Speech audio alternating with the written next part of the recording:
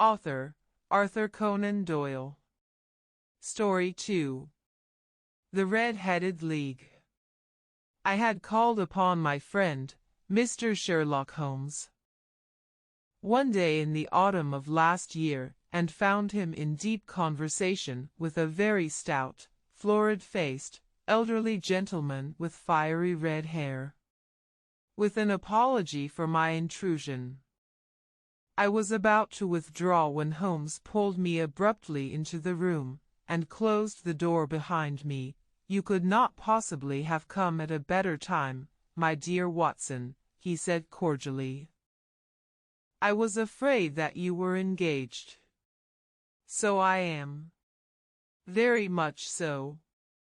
"Then I can wait in the next room." "Not at all.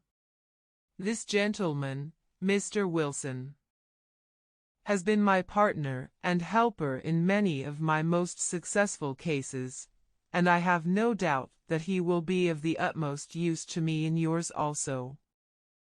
The stout gentleman half rose from his chair, and gave a bob of greeting, with a quick little questioning glance from his small fat encircled eyes. "Try the settee," said Holmes, relapsing into his armchair, and putting his fingertips together, as was his custom when in judicial moods. "I know, my dear Watson, that you share my love of all that is bizarre and outside the conventions and humdrum routine of everyday life. You have shown your relish for it by the enthusiasm which has prompted you to chronicle, and, if you will excuse my saying so, somewhat to embellish so many of my own little adventures. Your cases have indeed been of the greatest interest to me," I observed. "You will remember that I remarked the other day, just before we went into the very simple problem presented by Miss Mary Sutherland, that for strange effects and extraordinary combinations we must go to life itself, which is always far more daring than any effort of the imagination. A proposition which I took the liberty of doubting. You did, Doctor, but none the less you must come round to my view, for otherwise I shall keep on piling fact upon fact on you until your reason breaks down under them, and acknowledges me to be right. Now, Mr. Jabez Wilson here has been good enough to call upon me this morning, and to begin a narrative which promises to be one of the most singular which I have listened to for some time. You have heard me remark that the strangest and most unique things are very often connected not with the larger, but with the smaller crimes, and occasionally, indeed, where there is room for doubt whether any positive crime has been committed. As far as I have heard, it is impossible for me to say whether the present case is an instance of crime or not. But the course of events is certainly among the most singular that I have ever listened to. Perhaps, Mr. Wilson, you would have the great kindness to recommence your narrative. I ask you not merely because my friend Dr. Watson has not heard the opening part, but also because the peculiar nature of the story makes me anxious to have every possible detail from your lips. As a rule, when I have heard some slight indication of the course of events, I am able to guide myself by the thousands of other similar cases which occur to my memory. In the present instance I am forced to admit that the facts are, to the best of my belief, unique. The portly client puffed out his chest with an appearance of some little pride, and pulled a dirty and wrinkled newspaper from the inside pocket of his greatcoat. As he glanced down the advertisement column, with his head thrust forward and the paper flattened out upon his knee, I took a good look at the man and endeavored, after the fashion of my companion, to read the indications which might be presented by his dress or appearance. I did not gain very much, however, by my inspection. Our visitor bore every mark of being an average commonplace British tradesman, obese, pompous, and slow. He wore rather baggy grey shepherd's check trousers, a not over-clean black frock coat, unbuttoned in the front, and a drab waistcoat with a heavy brassy Albert chain, and a square-pierced bit of metal dangling down as an ornament. A frayed top hat and a faded brown overcoat, with a wrinkled velvet collar, lay upon a chair beside him. Altogether, look as I would, there was nothing remarkable about the man save his blazing red head, and the expression of extreme chagrin and discontent upon his features. Sherlock Holmes' quick eye took in my occupation, and he shook his head with a smile as he noticed my questioning glances. Beyond the obvious facts that he has at some time done manual labor, that he takes snuff, that he is a Freemason, that he has been in China, and that he has done a considerable amount of writing lately, I can deduce nothing else. Mr. Jabez Wilson started up in his chair, with his forefinger upon the paper, but his eyes upon my companion. How, in the name of good fortune, did you know all that, Mr. Holmes?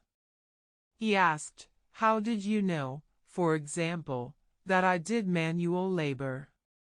It's as true as gospel, for I began as a ship's carpenter. Your hands, my dear sir. Your right hand is quite a size larger than your left.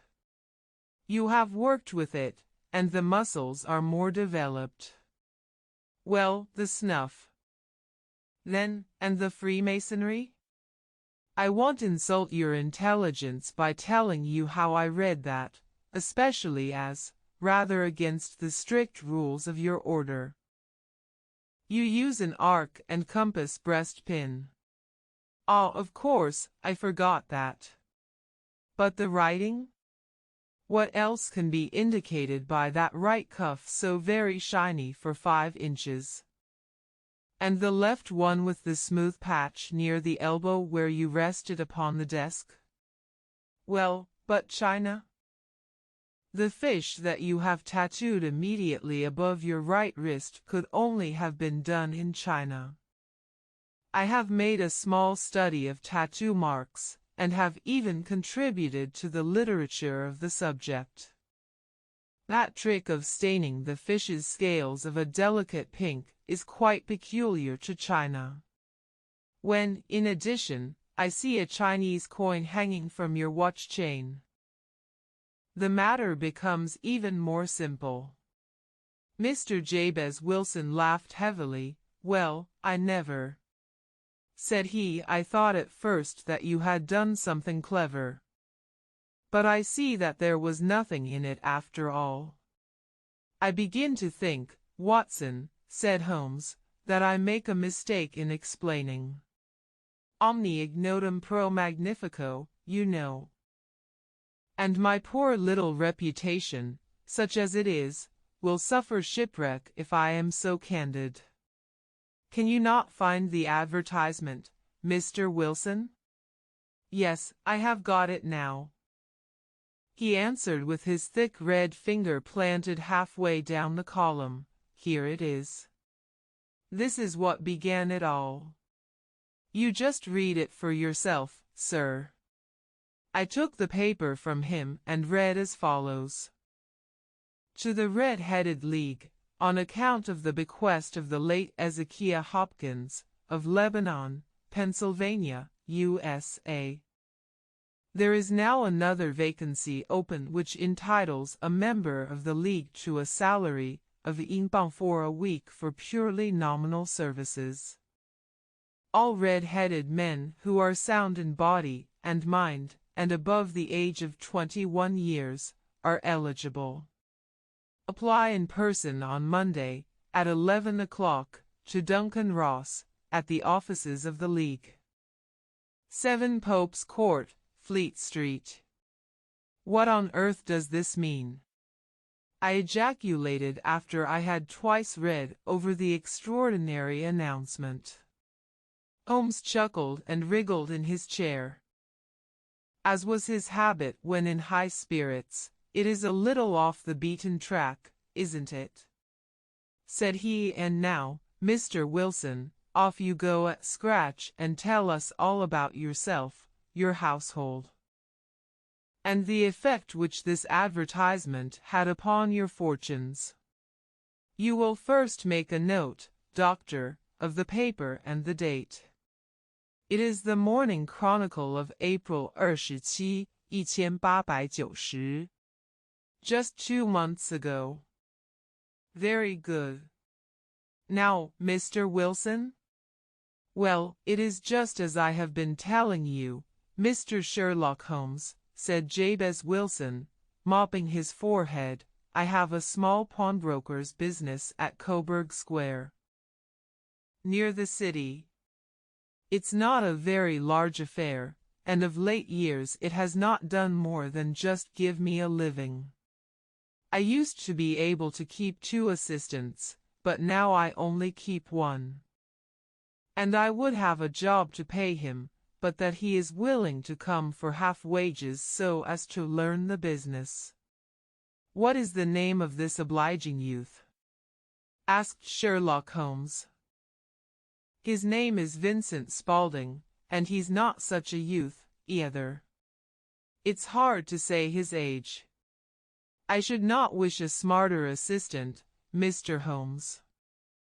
And I know very well that he could better himself and earn twice what I am able to give him. But, after all, if he is satisfied, why should I put ideas in his head? Why, indeed? You seem most fortunate in having an employee who comes under the full market price. It is not a common experience among employers in this age. I don't know that your assistant is not as remarkable as your advertisement." "Oh, he has his faults, too," said Mr. Wilson. "Never was such a fellow for photography. Snapping away with a camera when he ought to be improving his mind, and then diving down into the cellar like a rabbit into its hole to develop his pictures. That is his main fault. But on the whole he's a good worker. There's no vice in him. He is still with you, I presume?" "Yes, sir. He and a girl of 14, who does a bit of simple cooking and keeps the place clean. That's all I have in the house, for I am a widower and never had any family. We live very quietly, sir, the 3 of us, and we keep a roof over our heads and pay our debts, if we do nothing more. The first thing that put us out was that advertisement. Spaulding, he came down into the office just this day 8 weeks, with this very paper in his hand, and he says, 'I wish to the Lord, Mr. Wilson, that I was a red-headed man.' 'Why that?' I asks. 'Why,' says he, 'here's another vacancy on the League of the Red-Headed Men. It's worth quite a little fortune to any man who gets it. And I understand that there are more vacancies than there are men, so that the trustees are at their wits' end what to do with the money. If my hair would only change color. Here's a nice little crib all ready for me to step into.' 'Why, what is it, then?' I asked. 'You see, Mr. Holmes, I am a very stay-at-home man, and as my business came to me instead of my having to go to it, I was often weeks on end without putting my foot over the doormat. In that way I didn't know much of what was going on outside, and I was always glad of a bit of news.' 'Have you never heard of the League of the Red-Headed Men?' he asked with his eyes open, never. Why, I wonder at that, for you are eligible yourself for one of the vacancies. And what are they worth? I asked. Oh, merely a couple of hundred a year, but the work is slight, and it need not interfere very much with one's other occupations. Well, you can easily think that that made me prick up my ears, for the business has not been over good for some years, and an extra couple of hundred would have been very handy. Tell me all about it, said I. Well, said he, showing me the advertisement, you can see for yourself that the League has a vacancy. And there is the address where you should apply for particulars. As far as I can make out, the League was founded by an American millionaire, Ezekiah Hopkins, who was very peculiar in his ways. He was himself red-headed, and he had a great sympathy for all red-headed men, so, when he died, it was found that he had left his enormous fortune in the hands of trustees, with instructions to apply the interest to the providing of easy berths to men whose hair is of that color. From all I hear it is splendid pay and very little to do, but, said I, there would be millions of red-headed men who would apply. Not so many as you might think, he answered. You see, it is really confined to Londoners, and to grown men. This American had started from London when he was young, and he wanted to do the old town a good turn. Then, again, I have heard it is no use your applying if your hair is light red, or dark red, or anything but real bright, blazing, fiery red. Now, if you cared to apply, Mr. Wilson, you would just walk in. But perhaps it would hardly be worth your while to put yourself out of the way for the sake of a few £100. Now, it is a fact, gentlemen, as you may see for yourselves, that my hair is of a very full and rich tint, so that it seemed to me that if there was to be any competition in the matter, I stood as good a chance as any man that I had ever met. Vincent Spaulding seemed to know so much about it that I thought he might prove useful, so I just ordered him to put up the shutters for the day and to come right away with me. He was very willing to have a holiday, so we shut the business up and started off for the address that was given us in the advertisement. I never hope to see such a sight as that again. Mr. Holmes. From north, south, east, and west every man who had a shade of red in his hair had tramped into the city to answer the advertisement.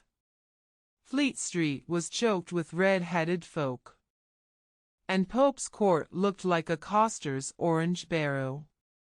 I should not have thought there were so many in the whole country as were brought together by that single advertisement.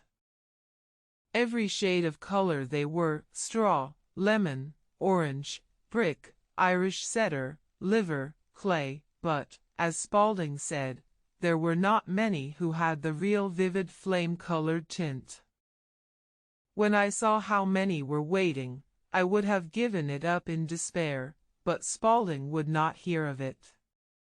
How he did it I could not imagine. But he pushed and pulled and butted until he got me through the crowd, and right up to the steps which led to the office. There was a double stream upon the stair, some going up in hope, and some coming back dejected, but we wedged in as well as we could and soon found ourselves in the office. Your experience has been a most entertaining one, remarked Holmes as his client paused and refreshed his memory with a huge pinch of snuff. Pray continue your very interesting statement. There was nothing in the office but a couple of wooden chairs and a deal table, behind which sat a small man with a head that was even redder than mine. He said a few words to each candidate as he came up, and then he always managed to find some fault in them which would disqualify them. Getting a vacancy did not seem to be such a very easy matter, after all.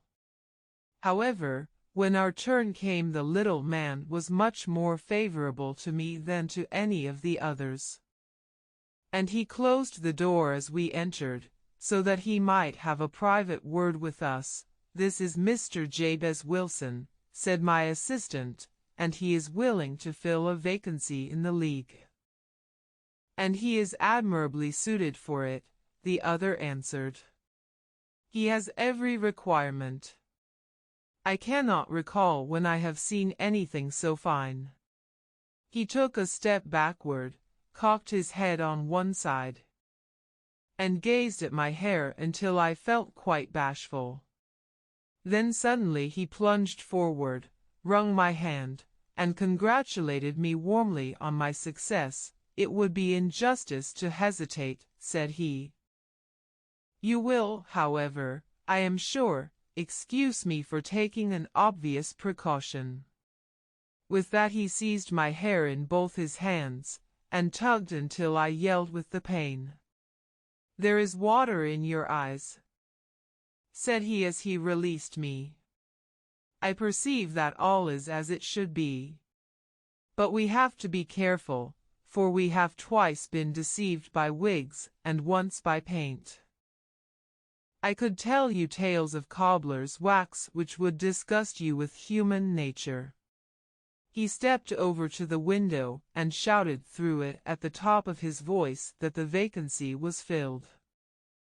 A groan of disappointment came up from below, and the folk all trooped away in different directions, until there was not a red head to be seen except my own, and that of the manager. "My name," said he, "is Mr. Duncan Ross, and I am myself one of the pensioners upon the fund left by our noble benefactor."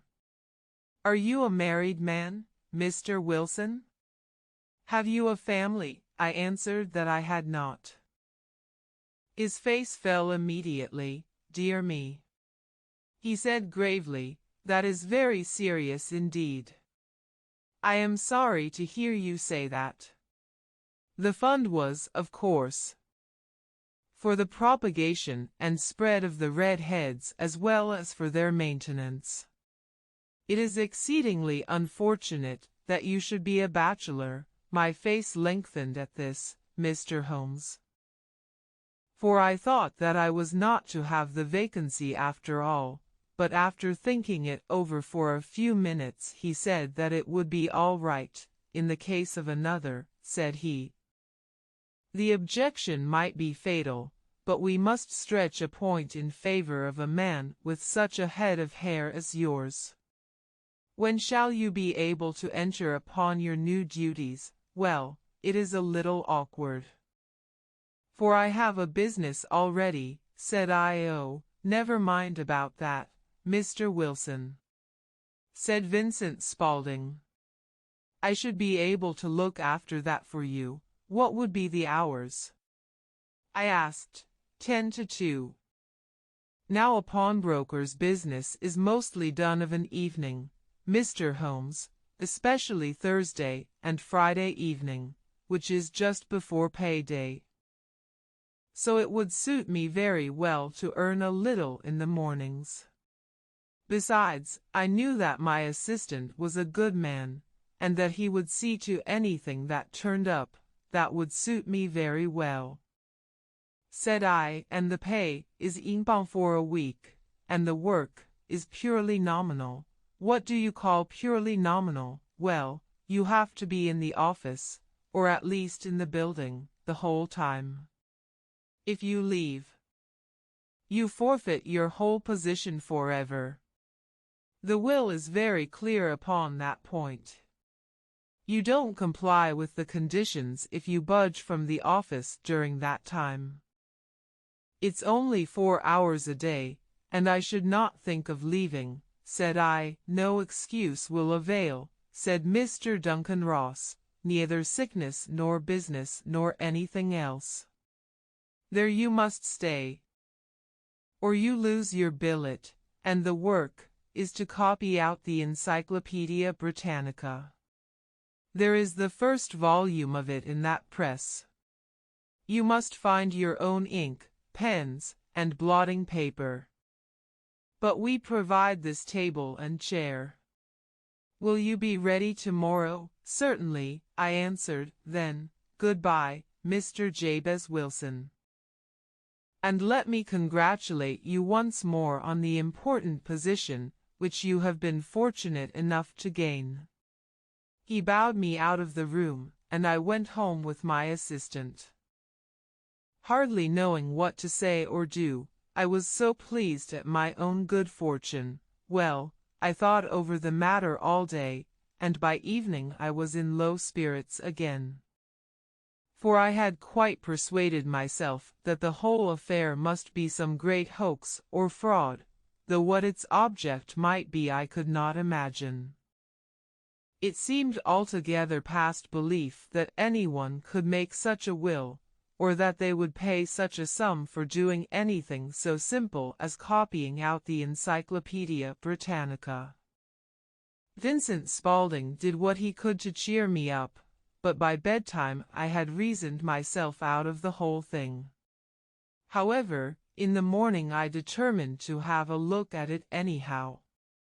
So I bought a penny bottle of ink, and with a quill pen, and 7 sheets of foolscap paper, I started off for Pope's Court. Well, to my surprise and delight, everything was as right as possible. The table was set out ready for me, and Mr. Duncan Ross was there to see that I got fairly to work. He started me off upon the letter A, and then he left me. But he would drop in from time to see that all was right with me. At 2 o'clock he bade me good day, complimented me upon the amount that I had written, and locked the door of the office after me. This went on day after day, Mr. Holmes, and on Saturday the manager came in and planked down 4 golden sovereigns for my week's work. It was the same next week, and the same the week after. Every morning I was there at 10, and every afternoon I left at 2. By degrees Mr. Duncan Ross took to coming in only once of a morning. And then, after a time, he did not come in at all. Still, of course, I never dared to leave the room for an instant, for I was not sure when he might come, and the billet was such a good one, and suited me so well, that I would not risk the loss of it. 8 weeks passed away like this, and I had written about abbots and archery and armor and architecture and Attica, and hoped with diligence that I might get on to the B.S. before very long. It cost me something in foolscap, and I had pretty nearly filled a shelf with my writings. And then suddenly the whole business came to an end. To an end? Yes, sir. And no later than this morning. I went to my work as usual at 10 o'clock, but the door was shut and locked, with a little square of cardboard hammered onto the middle of the panel with a tack. Here it is, and you can read for yourself. He held up a piece of white cardboard about the size of a sheet of note paper. It read in this fashion: The Red-Headed League is dissolved. October 9, 1890. Sherlock Holmes and I surveyed this curt announcement, and the rueful face behind it, until the comical side of the affair so completely overtopped every other consideration, that we both burst out into a roar of laughter. I cannot see that there is anything very funny, cried our client, flushing up to the roots of his flaming head. If you can do nothing better than laugh at me, I can go elsewhere. No, no, cried Holmes, shoving him back into the chair from which he had half risen. I really wouldn't miss your case for the world. It is most refreshingly unusual. But there is, if you will excuse my saying so, something just a little funny about it. Pray, what steps did you take when you found the card upon the door? I was staggered, sir. I did not know what to do.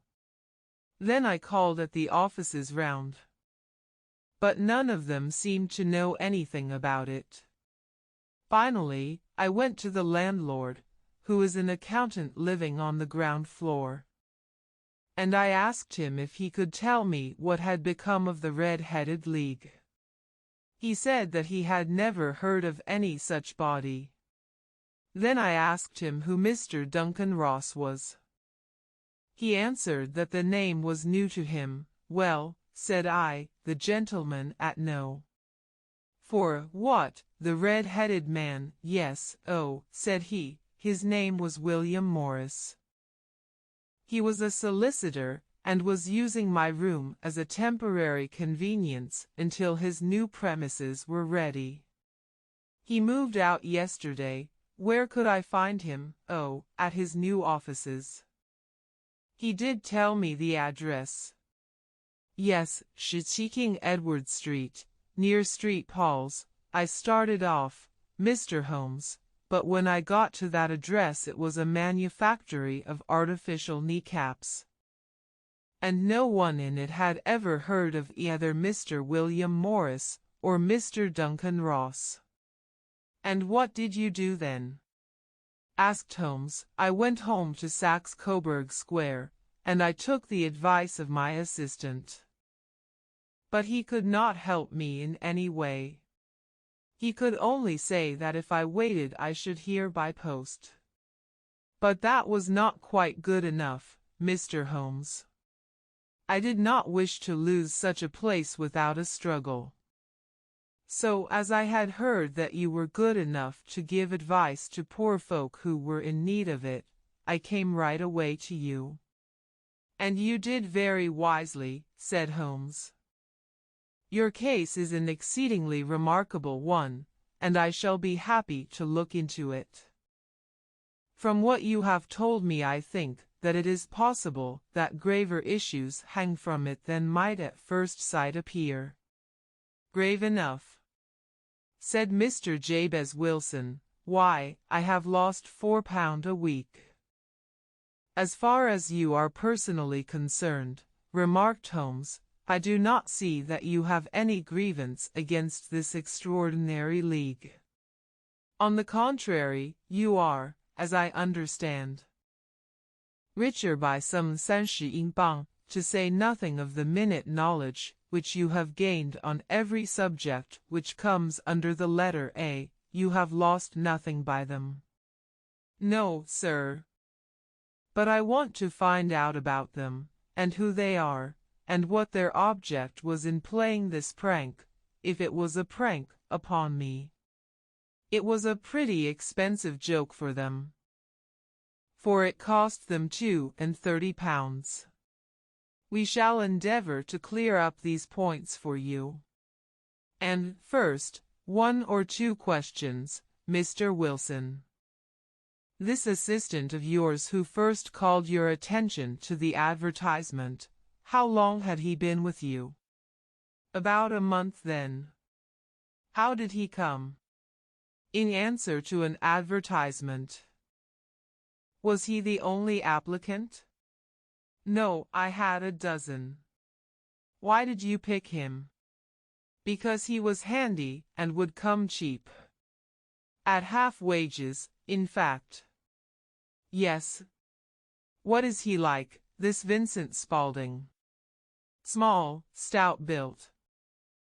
Very quick in his ways, no hair on his face, though he's not short of 30. Has a white splash of acid upon his forehead. Holmes sat up in his chair in considerable excitement. I thought as much, said he. Have you ever observed that his ears are pierced for earrings? Yes, sir. He told me that a gypsy had done it for him when he was a lad. said Holmes. Sinking back in deep thought, he is still with you? Oh yes, sir, I have only just left him. And has your business been attended to in your absence? Nothing to complain of, sir. There's never very much to do of a morning. That will do, Mr. Wilson. I shall be happy to give you an opinion upon the subject in the course of a day or two. Today is Saturday, and I hope that by Monday we may come to a conclusion. Well, Watson, said Holmes when our visitor had left us, what do you make of it all? I make nothing of it, I answered frankly. It is a most mysterious business. As a rule, said Holmes, the more bizarre a thing is the less mysterious it proves to be. It is your commonplace, featureless crimes which are really puzzling, just as a commonplace face is the most difficult to identify. But I must be prompt over this matter. What are you going to do, then? I asked. To smoke, he answered. It is quite a three-pipe problem, and I beg that you won't speak to me for 50 minutes. He curled himself up in his chair, with his thin knees drawn up to his hawk-like nose, and there he sat with his eyes closed, and his black clay pipe thrusting out like the bill of some strange bird. I had come to the conclusion that he had dropped asleep, and indeed was nodding myself, when he suddenly sprang out of his chair with the gesture of a man who has made up his mind, and put his pipe down upon the mantelpiece. Sarasate plays at the St. James's Hall this afternoon, he remarked. What do you think, Watson? Could your patients spare you for a few hours? I have nothing to do today. My practice is never very absorbing. Then put on your hat and come. I am going through the city first, and we can have some lunch on the way. I observe that there is a good deal of German music on the program, which is rather more to my taste than Italian or French. It is introspective, and I want to introspect. Come along.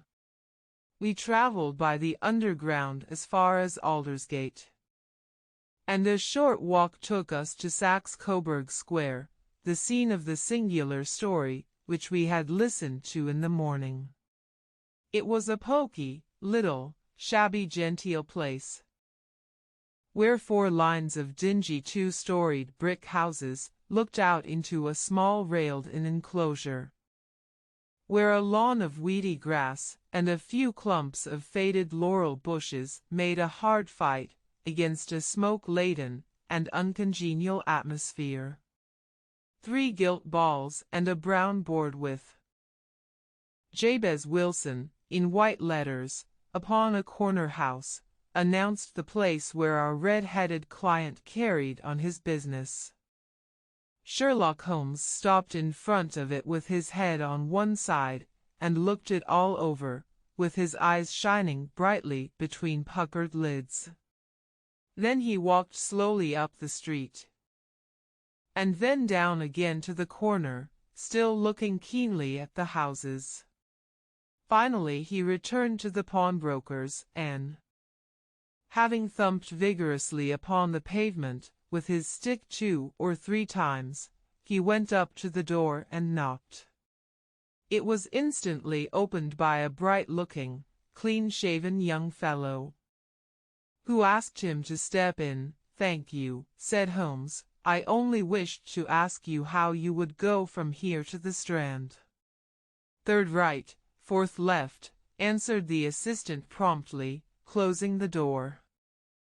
"Smart fellow, that," observed Holmes as we walked away. "He is, in my judgment, the 4th smartest man in London, and for daring I am not sure that he has not a claim to be 3rd.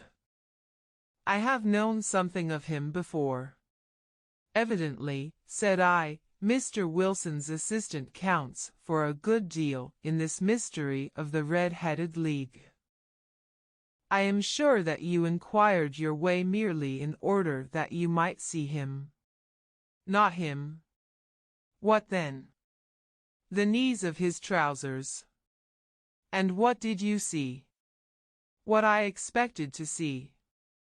Why did you beat the pavement? My dear doctor, this is a time for observation, not for talk. We are spies in an enemy's country. We know something of Saxe-Coburg Square. Let us now explore the parts which lie behind it. The road in which we found ourselves as we turned round the corner from the retired Saxe-Coburg Square presented as great a contrast to it as the front of a picture does to the back. It was one of the main arteries which conveyed the traffic of the city to the north and west. The roadway was blocked with the immense stream of commerce flowing in a double tide inward and outward, while the footpaths were black with the hurrying swarm of pedestrians. It was difficult to realize as we looked at the line of fine shops and stately business premises, that they really abutted on the other side upon the faded and stagnant square which we had just quitted. "Let me see," said Holmes, standing at the corner and glancing along the line. "I should like just to remember the order of the houses here. It is a hobby of mine to have an exact knowledge of London.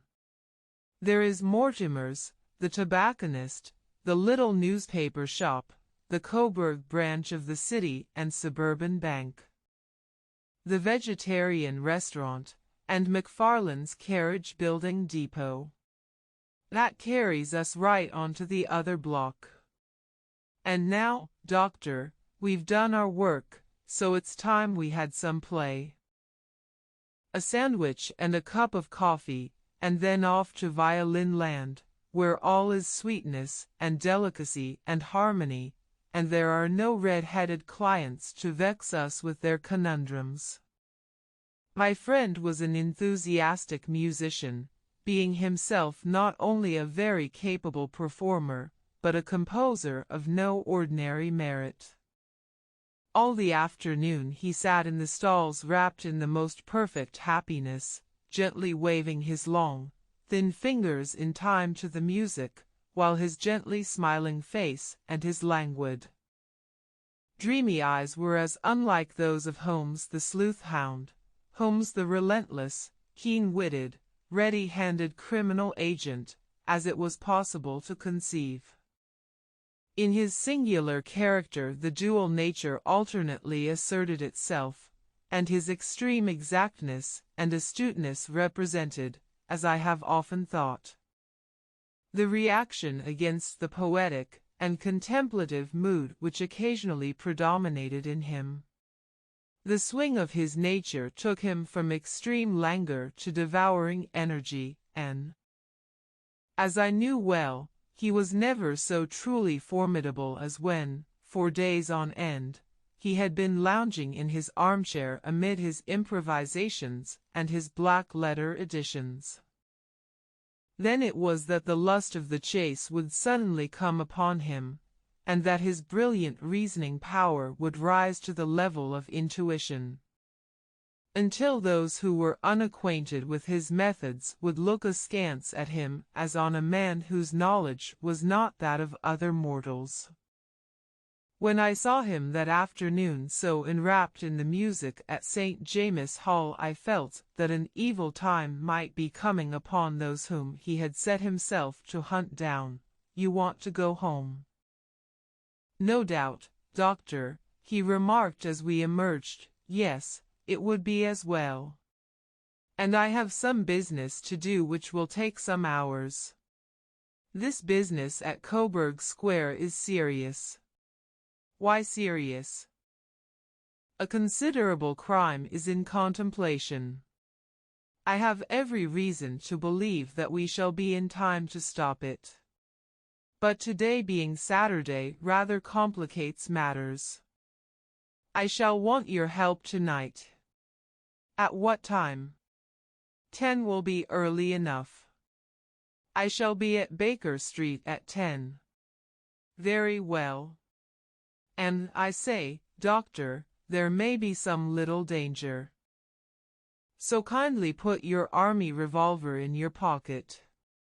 He waved his hand, turned on his heel, and disappeared in an instant among the crowd.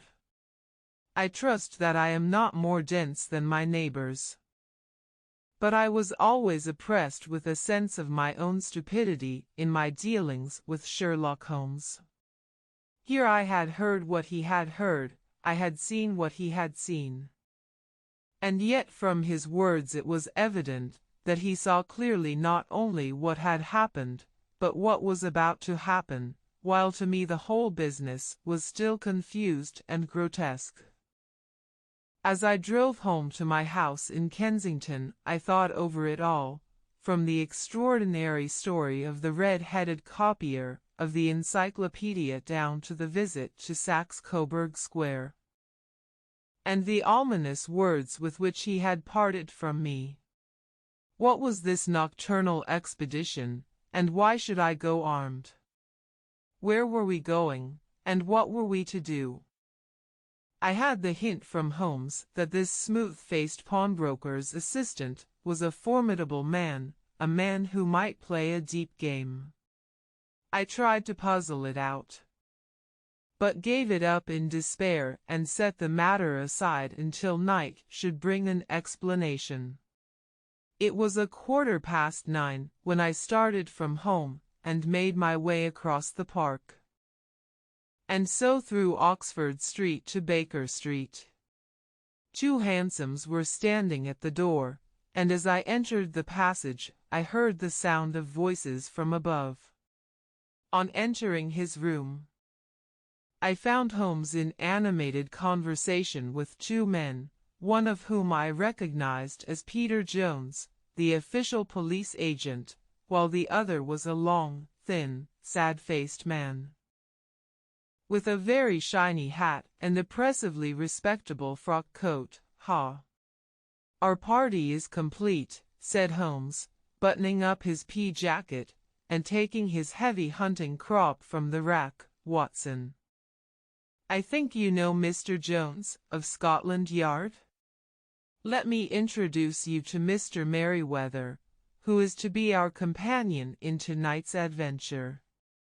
We're hunting in couples again, Doctor, you see, said Jones in his consequential way. Our friend here is a wonderful man for starting a chase. All he wants is an old dog to help him to do the running down. I hope a wild goose may not prove to be the end of our chase, observed Mr. Merryweather gloomily. You may place considerable confidence in Mr. Holmes, sir, said the police agent loftily. He has his own little methods, which are, if he won't mind my saying so, just a little too theoretical and fantastic, but he has the makings of a detective in him. It is not too much to say that once or twice, as in that business of the Sholto murder and the Agra treasure, he has been more nearly correct than the official force. Oh, if you say so, Mr. Jones. It is all right, said the stranger with deference. Still, I confess that I miss my rubber. It is the first Saturday night for 27 years that I have not had my rubber. I think you will find, said Sherlock Holmes, that you will play for a higher stake tonight than you have ever done yet, and that the play will be more exciting. For you, Mr. Merryweather, the stake will be some 30 英镑, 000, and for you, Jones, it will be the man upon whom you wish to lay your hands. John Clay, the murderer, thief, smasher, and forger. He's a young man, Mr. Merryweather, but he is at the head of his profession, and I would rather have my bracelets on him than on any criminal in London. He's a remarkable man, is young John Clay. His grandfather was a royal duke, and he himself has been to Eton and Oxford. His brain is as cunning as his fingers, and though we meet signs of him at every turn, we never know where to find the man himself. He'll crack a crib in Scotland one week, and be raising money to build an orphanage in Cornwall the next. I've been on his track for years and have never set eyes on him yet. I hope that I may have the pleasure of introducing you tonight. I've had one or two little turns also with Mr. John Clay, and I agree with you that he is at the head of his profession. It is past 10, however, and quite time that we started. If you two will take the first hansom, Watson, and I will follow in the second. Sherlock Holmes was not very communicative during the long drive, and lay back in the cab humming the tunes which he had heard in the afternoon. We rattled through an endless labyrinth of gas-lit streets until we emerged into Farrington Street. "We are close there now," my friend remarked.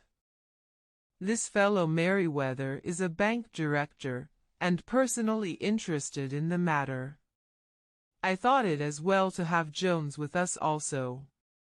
He is not a bad fellow, though an absolute imbecile in his profession. He has one positive virtue. He is as brave as a bulldog, and as tenacious as a lobster if he gets his claws upon anyone. Here we are, and they are waiting for us." We had reached the same crowded thoroughfare in which we had found ourselves in the morning. Our cabs were dismissed, and, following the guidance of Mr. Merryweather, we passed down a narrow passage and through a side door, which he opened for us. Within there was a small corridor, which ended in a very massive iron gate. This also was opened, and led down a flight of winding stone steps, which terminated at another formidable gate.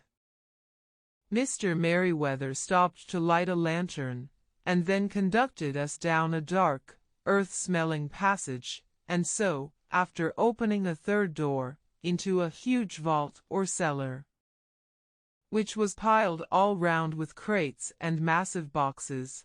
"You are not very vulnerable from above," Holmes remarked as he held up the lantern and gazed about him. "Nor from below," said Mr. Merryweather, striking his stick upon the flags which lined the floor. "Why, dear me, it sounds quite hollow," he remarked, looking up in surprise.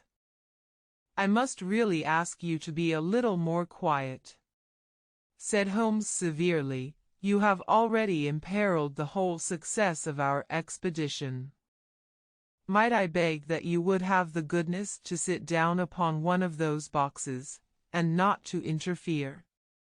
The solemn Mr. Merryweather perched himself upon a crate, with a very injured expression upon his face, while Holmes fell upon his knees upon the floor and, with the lantern and a magnifying lens, began to examine minutely the cracks between the stones. A few seconds sufficed to satisfy him, for he sprang to his feet again and put his glass in his pocket. "We have at least an hour before us," he remarked, "for they can hardly take any steps until the good pawnbroker is safely in bed. Then they will not lose a minute, for the sooner they do their work the longer time they will have for their escape. We are at present, Doctor, as no doubt you have divined, in the cellar of the City branch of one of the principal London banks. Mr. Merryweather is the chairman of directors, and he will explain to you that there are reasons why the more daring criminals of London should take a considerable interest in this cellar at present." "It is our French gold," whispered the director, we have had several warnings that an attempt might be made upon it. Your French gold? Yes. We had occasion some months ago to strengthen our resources, and borrowed for that purpose 3,000 Napoleons from the Bank of France. It has become known that we have never had occasion to unpack the money, and that it is still lying in our cellar. The crate upon which I sit contains 2,000 Napoleons packed between layers of lead foil. Our reserve of bullion is much larger at present than is usually kept in a single branch office, and the directors have had misgivings upon the subject, which were very well justified, observed Holmes, and now it is time that we arranged our little plans. I expect that within an hour matters will come to a head. In the meantime, Mr. Merriweather, we must put the screen over that dark lantern. And sit in the dark? I am afraid so. I had brought a pack of cards in my pocket, and I thought that, as we were a party carry, you might have your rubber after all. But I see that the enemy's preparations have gone so far that we cannot risk the presence of a light. And, first of all, we must choose our positions. These are daring men, and though we shall take them at a disadvantage, they may do us some harm unless we are careful. I shall stand behind this crate, and do you conceal yourselves behind those. Then, when I flash a light upon them, close in swiftly. If they fire, Watson, have no compunction about shooting them down. I placed my revolver, cocked, upon the top of the wooden case behind which I crouched. Holmes shot the slide across the front of his lantern and left us in pitch darkness. Such an absolute darkness as I have never before experienced. The smell of hot metal remained to assure us that the light was still there, ready to flash out at a moment's notice. To me, with my nerves worked up to a pitch of expectancy, there was something depressing and subduing in the sudden gloom, and in the cold dank air of the vault. They have but one retreat, whispered Holmes, that is back through the house into Saxe-Coburg Square. I hope that you have done what I asked you, Jones. I have an inspector and 2 officers waiting at the front door. Then we have stopped all the holes. And now we must be silent and wait. What a time it seemed! From comparing notes afterwards, it was but an hour and a quarter. Yet it appeared to me that the night must have almost gone, and the dawn be breaking above us. My limbs were weary and stiff, for I feared to change my position. Yet my nerves were worked up to the highest pitch of tension, and my hearing was so acute that I could not only hear the gentle breathing of my companions, but I could distinguish the deeper, heavier in breath of the bulky Jones from the thin, sighing note of the bank director. From my position, I could look over the case in the direction of the floor. Suddenly my eyes caught the glint of a light. At first it was but a lurid spark upon the stone pavement. Then it lengthened out until it became a yellow line, and then, without any warning or sound, a gash seemed to open, and a hand appeared, a white, almost womanly hand, which felt about in the center of the little area of light. For a minute or more the hand, with its writhing fingers, protruded out of the floor. Then it was withdrawn as suddenly as it appeared, and all was dark again save the single lurid spark which marked a chink between the stones. Its disappearance, however, was but momentary. With a rending, tearing sound, one of the broad, white stones turned over upon its side and left a square, gaping hole, through which streamed the light of a lantern. Over the edge there peeped a clean-cut, boyish face, which looked keenly about it, and then, with a hand on either side of the aperture, drew itself shoulder-high and waist-high, until one knee rested upon the edge. In another instant he stood at the side of the hole, and was hauling after him a companion, lithe and small like himself. With a pale face and a shock of very red hair. "It's all clear," he whispered. "Have you the chisel and the bags?" "Great Scott! Jump, Archie, jump, and I'll swing for it." Sherlock Holmes had sprung out and seized the intruder by the collar.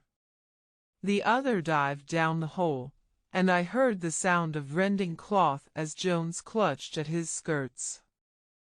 The light flashed upon the barrel of a revolver, but Holmes' hunting crop came down on the man's wrist, and the pistol clinked upon the stone floor. "It's no use, John Clay," said Holmes blandly. "You have no chance at all." "So I see," the other answered with the utmost coolness. "I fancy that my pal is all right, though I see you have got his coat tails." "There are 3 men waiting for him at the door," said Holmes. "Oh, indeed. You seem to have done the thing very completely. I must compliment you." "And I you," Holmes answered. "Your red-headed idea was very new and effective." "You'll see your pal again presently," said Jones. "He's quicker at climbing down holes than I am. Just hold out while I fix the derbies." "I beg that you will not touch me with your filthy hands," remarked our prisoner, as the handcuffs clattered upon his wrists. "You may not be aware that I have royal blood in my veins. Have the goodness, also, when you address me always to say, 'Sir' and 'please.'" "All right," said Jones with a stare and a snigger. "Well, would you please, sir, march upstairs, where we can get a cab to carry your highness to the police station?" "That is better," said John Clay serenely. He made a sweeping bow to the 3 of us, and walked quietly off in the custody of the detective. "Really, Mr. Holmes," said Mr. Merriweather as we followed them from the cellar, "I do not know how the bank can thank you or repay you. There is no doubt that you have detected and defeated in the most complete manner one of the most determined attempts at bank robbery that have ever come within my experience. I have had 1 or 2 little scores of my own to settle with Mr. John Clay," said Holmes. "I have been at some small expense over this matter, which I shall expect the bank to refund. But beyond that I am amply repaid by having had an experience which is in many ways unique, and by hearing the very remarkable narrative of the Red-Headed League. You see, Watson," he explained in the early hours of the morning as we sat over a glass of whiskey and soda in Baker Street, "it was perfectly obvious from the first that the only possible object of this rather fantastic business of the advertisement of the League and the copying of the encyclopedia must be to get this not over bright pawnbroker out of the way for a number of hours every day. It was a curious way of managing it, but, really, it would be difficult to suggest a better. The method was no doubt suggested to Clay's ingenious mind by the color of his accomplice's hair. The £1 for a week was a lure which must draw him, and what was it to them, who were playing for thousands? They put in the advertisement, "One rogue has the temporary office, the other rogue incites the man to apply for it." And together they managed to secure his absence every morning in the week. from the time that I heard of the assistant having come for half wages.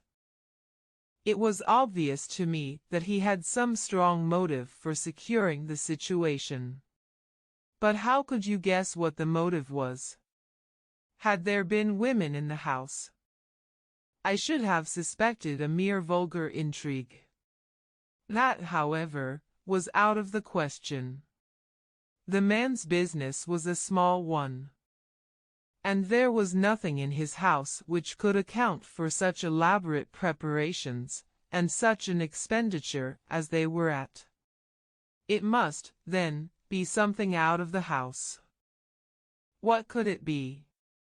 I thought of the assistant's fondness for photography and his trick of vanishing into the cellar. The cellar. There was the end of this tangled clue. Then I made inquiries as to this mysterious assistant, and found that I had to deal with one of the coolest and most daring criminals in London. He was doing something in the cellar. Something which took many hours a day for months on end. What could it be, once more? I could think of nothing save that he was running a tunnel to some other building. So far I had got when we went to visit the scene of action. I surprised you by beating upon the pavement with my stick. I was ascertaining whether the cellar stretched out in front or behind. It was not in front. Then I rang the bell, and, as I hoped, the assistant answered it. We have had some skirmishes, but we had never set eyes upon each other before. I hardly looked at his face. His knees were what I wished to see. You must yourself have remarked how worn, wrinkled, and stained they were. They spoke of those hours of burrowing. The only remaining point was what they were burrowing for. I walked round the corner, saw the City and Suburban Bank abutted on our friend's premises, and felt that I had solved my problem. When you drove home after the concert, I called upon Scotland Yard and upon the chairman of the bank directors, with the result that you have seen. And how could you tell that they would make their attempt tonight? I asked. Well, when they closed their league offices, that was a sign that they cared no longer about Mr. Jabez Wilson's presence, in other words, that they had completed their tunnel. But it was essential that they should use it soon, as it might be discovered, or the bullion might be removed. Saturday would suit them better than any other day, as it would give them 2 days for their escape. For all these reasons I expected them to come tonight. You reasoned it out beautifully, I exclaimed in unfeigned admiration. It is so long a chain, and yet every link rings true. It saved me from ennui, he answered, yawning. Alas, I already feel it closing in upon me. My life is spent in one long effort to escape from the commonplaces of existence. These little problems help me to do so. And you are a benefactor of the race, said I. He shrugged his shoulders. Well, perhaps, after all, it is of some little use, he remarked. L'homme c'est rien, l'œuvre c'est tout, as Gustave Flaubert wrote to George Sand. Story 3. A case of identity, my dear fellow, said Sherlock Holmes as we sat on either side of the fire in his lodgings at Baker Street. Life is infinitely stranger than anything which the mind of man could invent. We would not dare to conceive the things which are really mere commonplaces of existence. If we could fly out of that window hand in hand, hover over this great city, gently remove the roofs, and peep in at the queer things which are going on, the strange coincidences, the plannings, the cross purposes, the wonderful chains of events, working through generations, and leading to the most outré results. It would make all fiction with its conventionalities and foreseen conclusions most stale and unprofitable. And yet I am not convinced of it, I answered. The cases which come to light in the papers are, as a rule, bald enough and vulgar enough. We have in our police reports realism pushed to its extreme limits, and yet the result is, it must be confessed, neither fascinating nor artistic. A certain selection and discretion must be used in producing a realistic effect, remarked Holmes. This is wanting in the police report, where more stress is laid, perhaps, upon the platitudes of the magistrate than upon the details, which to an observer contain the vital essence of the whole matter. Depend upon it, there is nothing so unnatural as the commonplace. I smiled and shook my head. I can quite understand your thinking so, I said, of course, in your position of unofficial advisor and helper to everybody who is absolutely puzzled, throughout 3 continents. You are brought in contact with all that is strange and bizarre. But here I picked up the morning paper from the ground. Let us put it to a practical test. Here is the first heading upon which I come. A husband's cruelty to his wife. There is half a column of print, but I know without reading it that it is all perfectly familiar to me. There is, of course, the other woman, the drink, the push, the blow, the bruise, the sympathetic sister or landlady. The crudest of writers could invent nothing more crude. Indeed, your example is an unfortunate one for your argument, said Holmes, taking the paper and glancing his eye down it. This is the Dundas separation case, and, as it happens, I was engaged in clearing up some small points in connection with it. The husband was a teetotaler, there was no other woman, and the conduct complained of was that he had drifted into the habit of winding up every meal by taking out his false teeth and hurling them at his wife, which, you will allow, is not an action likely to occur to the imagination of the average storyteller. Take a pinch of snuff, doctor, and acknowledge that I have scored over you in your example. He held out his snuff-box of old gold, with a great amethyst in the center of the lid. Its splendor was in such contrast to his homely ways and simple life that I could not help commenting upon it. Ah, said he, I forgot that I had not seen you for some weeks. It is a little souvenir from the King of Bohemia, in return for my assistance in the case of the Irene Adler papers. And the ring? I asked, glancing at a remarkable brilliant which sparkled upon his finger. It was from the reigning family of Holland. Though the matter in which I served them was of such delicacy that I cannot confide it even to you, who have been good enough to chronicle 1 or 2 of my little problems. And have you any on hand just now? I asked with interest, some 10 or 12, but none which present any feature of interest. They are important, you understand, without being interesting. Indeed, I have found that it is usually in unimportant matters that there is a field for the observation, and for the quick analysis of cause and effect which gives the charm to an investigation. The larger crimes are apt to be the simpler, for the bigger the crime the more obvious, as a rule, is the motive.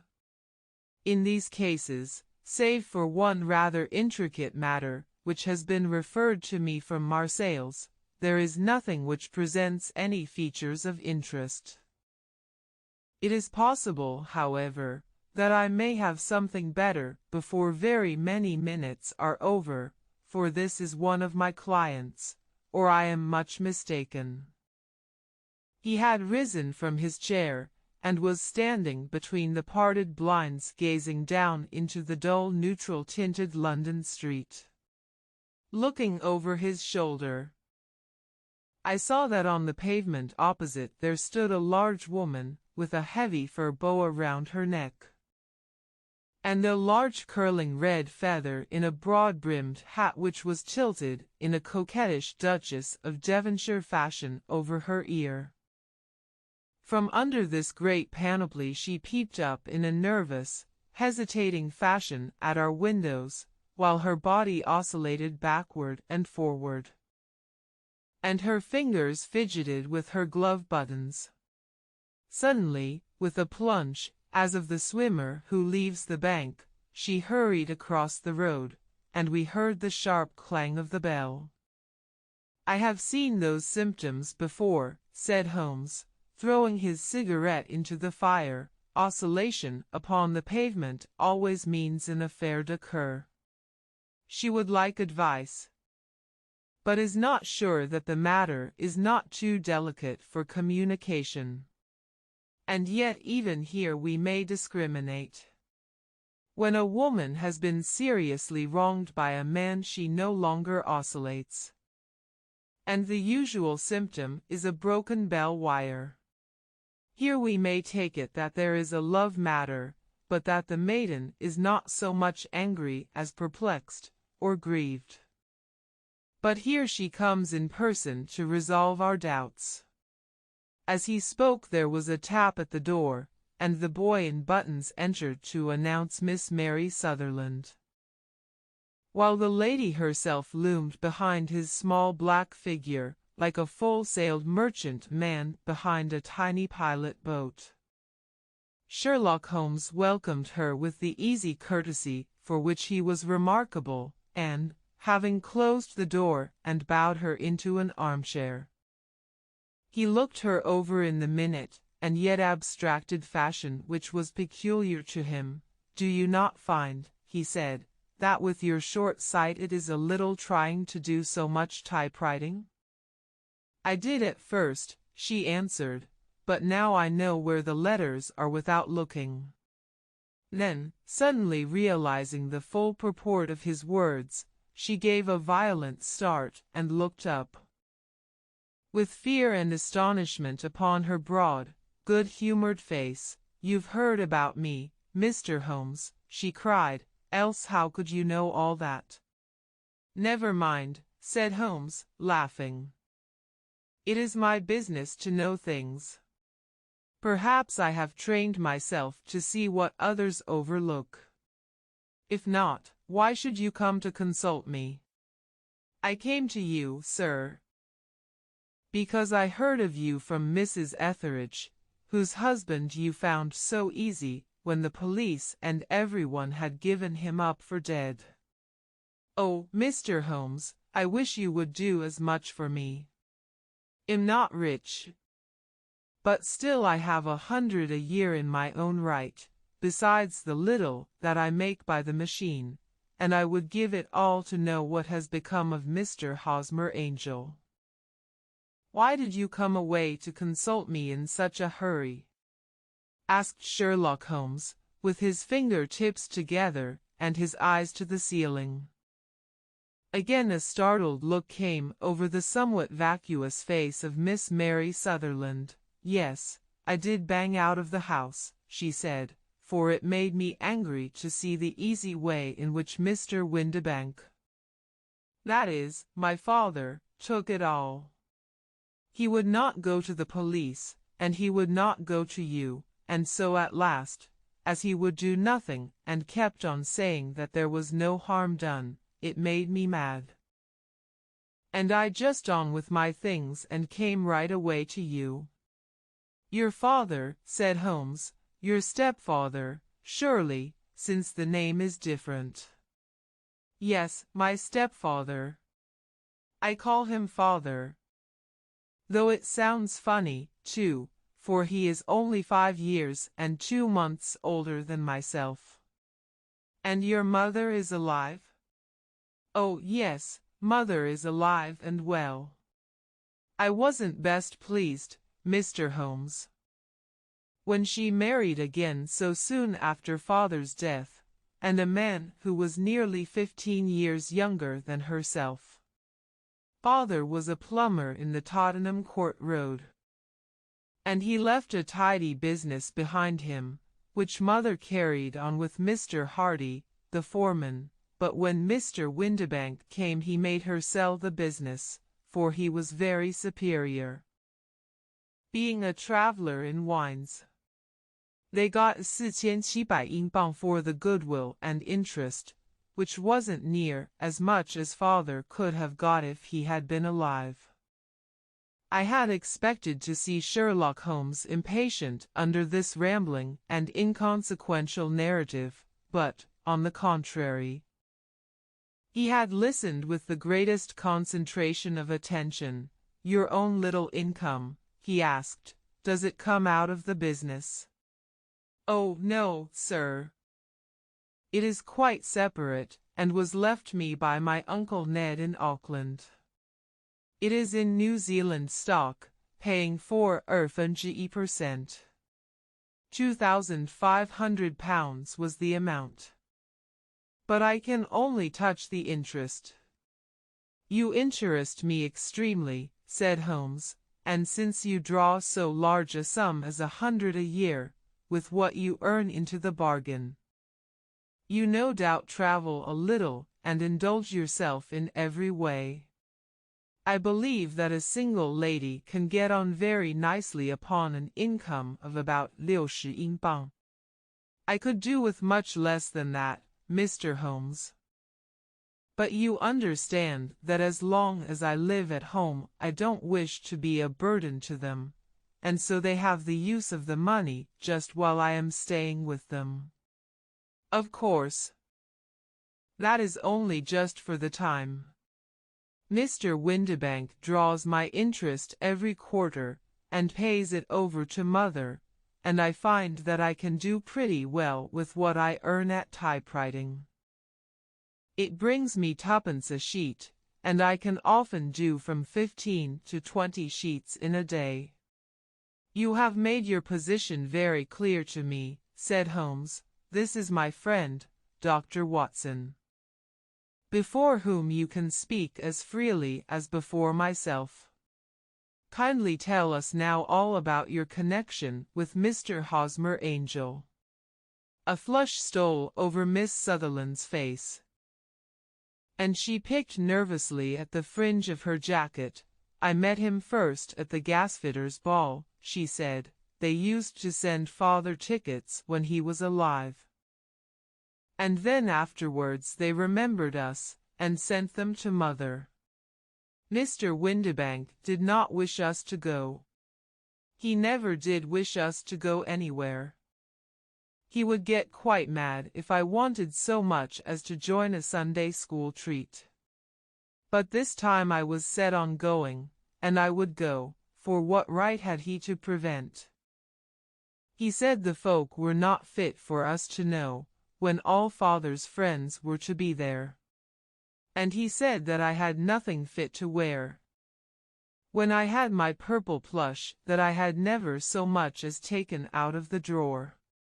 At last, when nothing else would do, he went off to France upon the business of the firm, but we went, mother and I, with Mr. Hardy, who used to be our foreman, and it was there I met Mr. Hosmer Angel.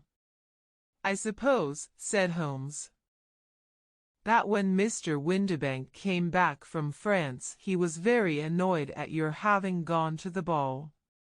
Oh, well, he was very good about it. He laughed, I remember, and shrugged his shoulders, and said there was no use denying anything to a woman, for she would have her way. I see. Then at the gasfitters' ball you met, as I understand, a gentleman called Mr. Hosmer Angel. Yes, sir. I met him that night, and he called next day to ask if we had got home all safe, and after that we met him, that is to say, Mr. Holmes. I met him twice for walks, but after that father came back again. And Mr. Hosmer Angel could not come to the house any more. No. Well, you know father didn't like anything of the sort. He wouldn't have any visitors if he could help it.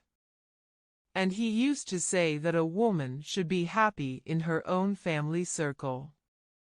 But then, as I used to say to mother, a woman wants her own circle to begin with, and I had not got mine yet. But how about Mr. Hosmer Angel? Did he make no attempt to see you? Well, father was going off to France again in a week. And Hosmer wrote and said that it would be safer and better not to see each other until he had gone. We could write in the meantime, and he used to write every day. I took the letters in the morning, so there was no need for father to know. Were you engaged to the gentleman at this time? Oh, yes, Mr. Holmes. We were engaged after the first walk that we took. Hosmer, Mr. Angel, was a cashier in an office in Leadenhall Street, and what office? That's the worst of it, Mr. Holmes, I don't know. Where did he live then? He slept on the premises. And you don't know his address? No, except that it was Leadenhall Street. Where did you address your letters then? To the Leadenhall Street post office, to be left till called for. He said that if they were sent to the office, he would be chaffed by all the other clerks about having letters from a lady. So I offered to typewrite them, like he did his, but he wouldn't have that, for he said that when I wrote them they seemed to come from me. But when they were typewritten he always felt that the machine had come between us. That will just show you how fond he was of me, Mr. Holmes, and the little things that he would think of. It was most suggestive, said Holmes. It has long been an axiom of mine that the little things are infinitely the most important. Can you remember any other little things about Mr. Hosmer Angel? He was a very shy man, Mr. Holmes. He would rather walk with me in the evening than in the daylight. For he said that he hated to be conspicuous. Very retiring and gentlemanly he was. Even his voice was gentle. Had the quinsy and swollen glands when he was young, he told me. And it had left him with a weak throat, and a hesitating, whispering fashion of speech. He was always well dressed, very neat and plain, but his eyes were weak, just as mine are. And he wore tinted glasses against the glare.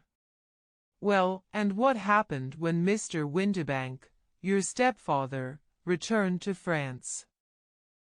Mr. Hosmer Angel came to the house again, and proposed that we should marry before father came back.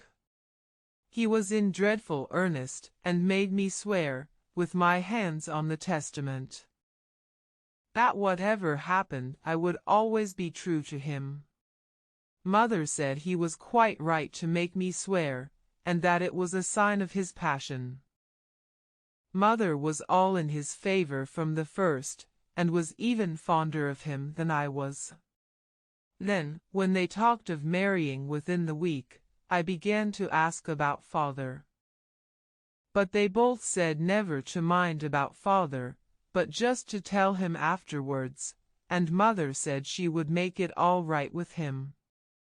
I didn't quite like that, Mr. Holmes. It seemed funny that I should ask his leave, as he was only a few years older than me, but I didn't want to do anything on the sly, so I wrote to father at Bordeaux, where the company has its French offices, but the letter came back to me on the very morning of the wedding. It missed him, then? Yes, sir, for he had started to England just before it arrived. Ha! That was unfortunate. Your wedding was arranged, then, for the Friday. Was it to be in church?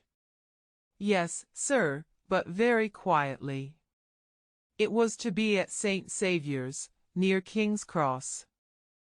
And we were to have breakfast afterwards at the St. Pancras Hotel. Hosmer came for us in a hansom, but as there were two of us he put us both into it, and stepped himself into a four-wheeler, which happened to be the only other cab in the street.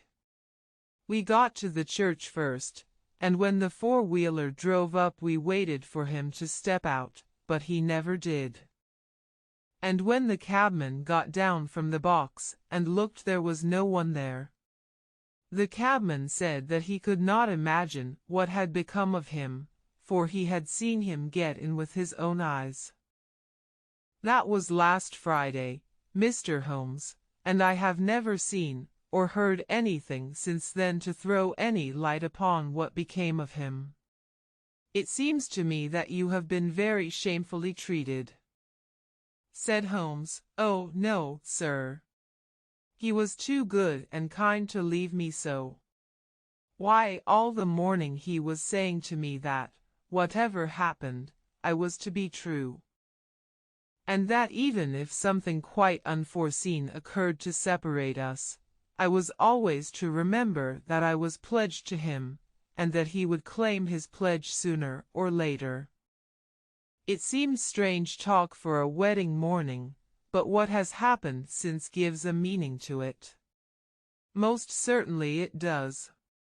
Your own opinion is, then, that some unforeseen catastrophe has occurred to him?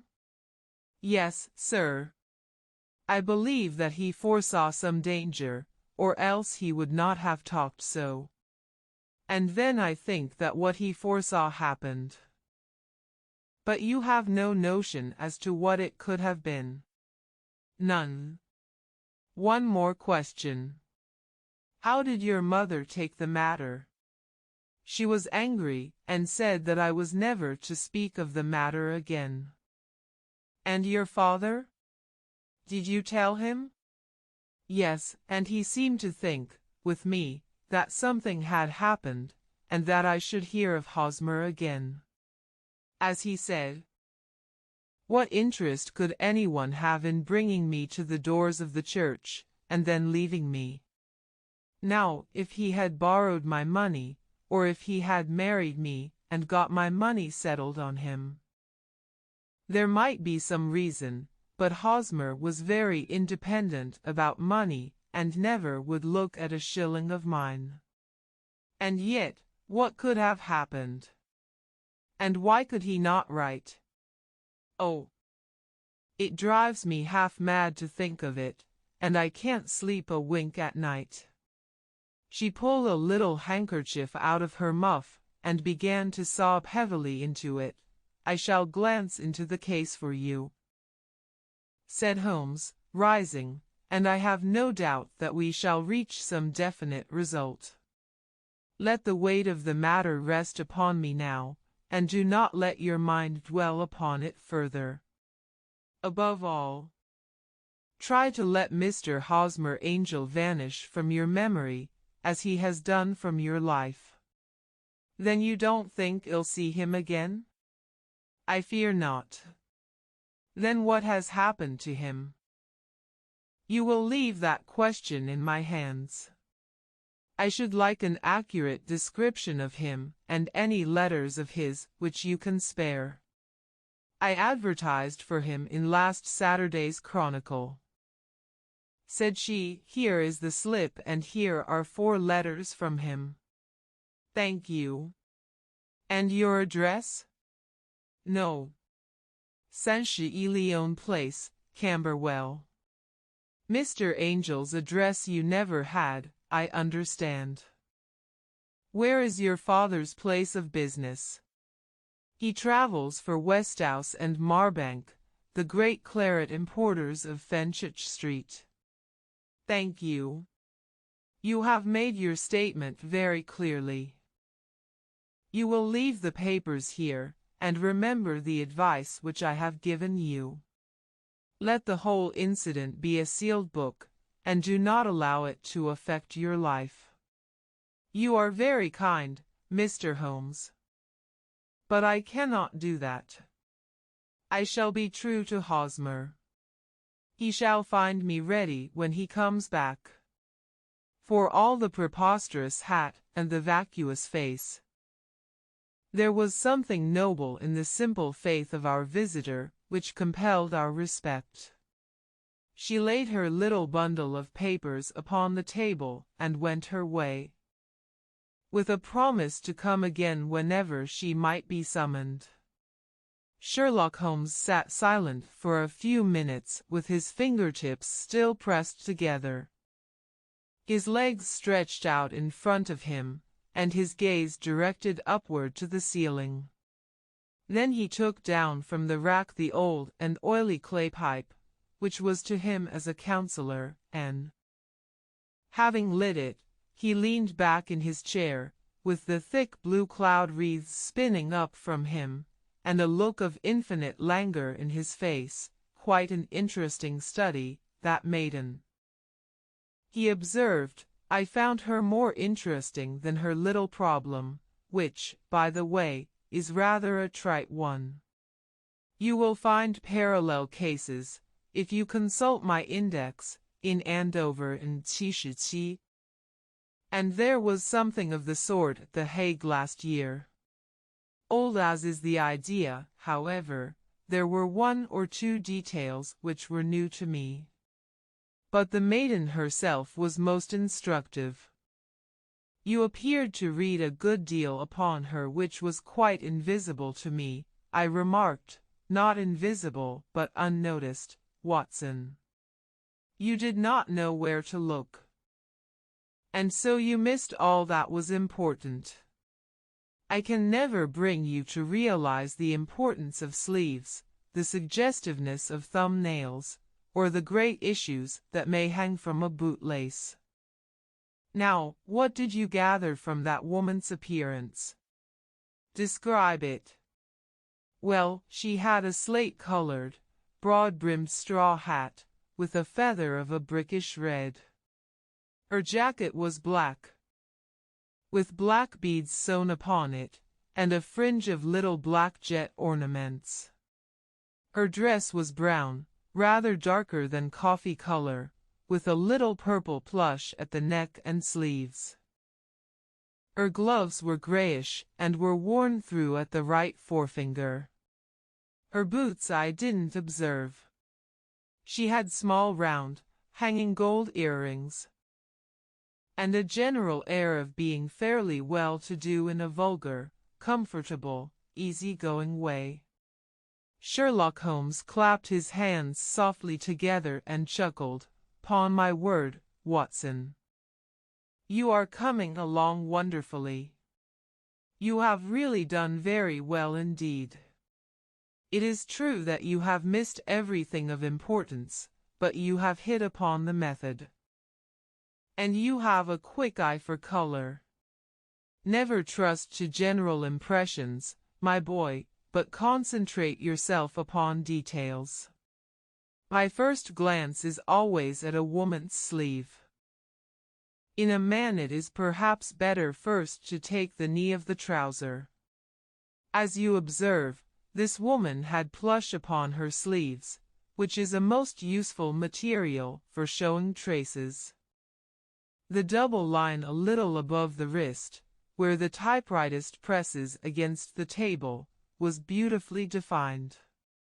The sewing machine, of the hand type, leaves a similar mark, but only on the left arm, and on the side of it farthest from the thumb, instead of being right across the broadest part, as this was.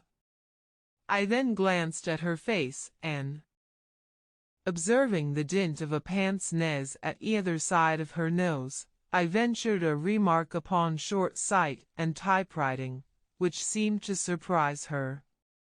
It surprised me. But, surely, it was obvious. I was then much surprised and interested on glancing down to observe that, though the boots which she was wearing were not unlike each other, they were really odd ones. The one having a slightly decorated toe cap, and the other a plain one. One was buttoned only in the 2 lower buttons out of 5, and the other at the 1st, 3rd, and 5th.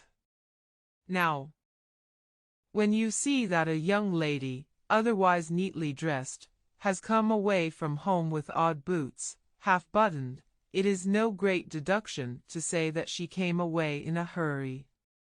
And what else? I asked, keenly interested, as I always was, by my friend's incisive reasoning. I noted, in passing, that she had written a note before leaving home, but after being fully dressed. You observed that her right glove was torn at the forefinger, but you did not apparently see that both glove and finger were stained with violet ink. She had written in a hurry and dipped her pen too deep. It must have been this morning, or the mark would not remain clear upon the finger. All this is amusing, though rather elementary. But I must go back to business, Watson. Would you mind reading me the advertised description of Mr. Hosmer Angel? I held the little printed slip to the light. Missing, it said.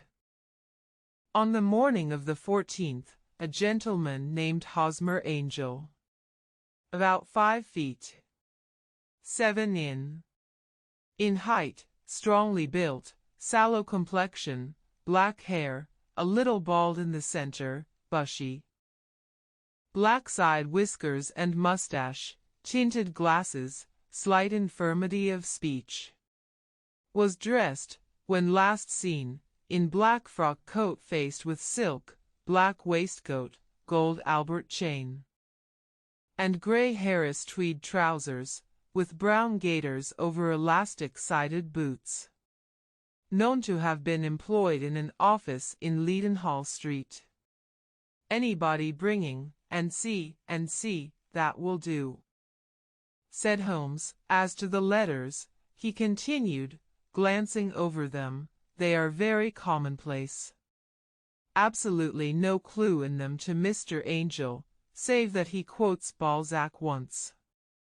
There is one remarkable point, however, which will no doubt strike you.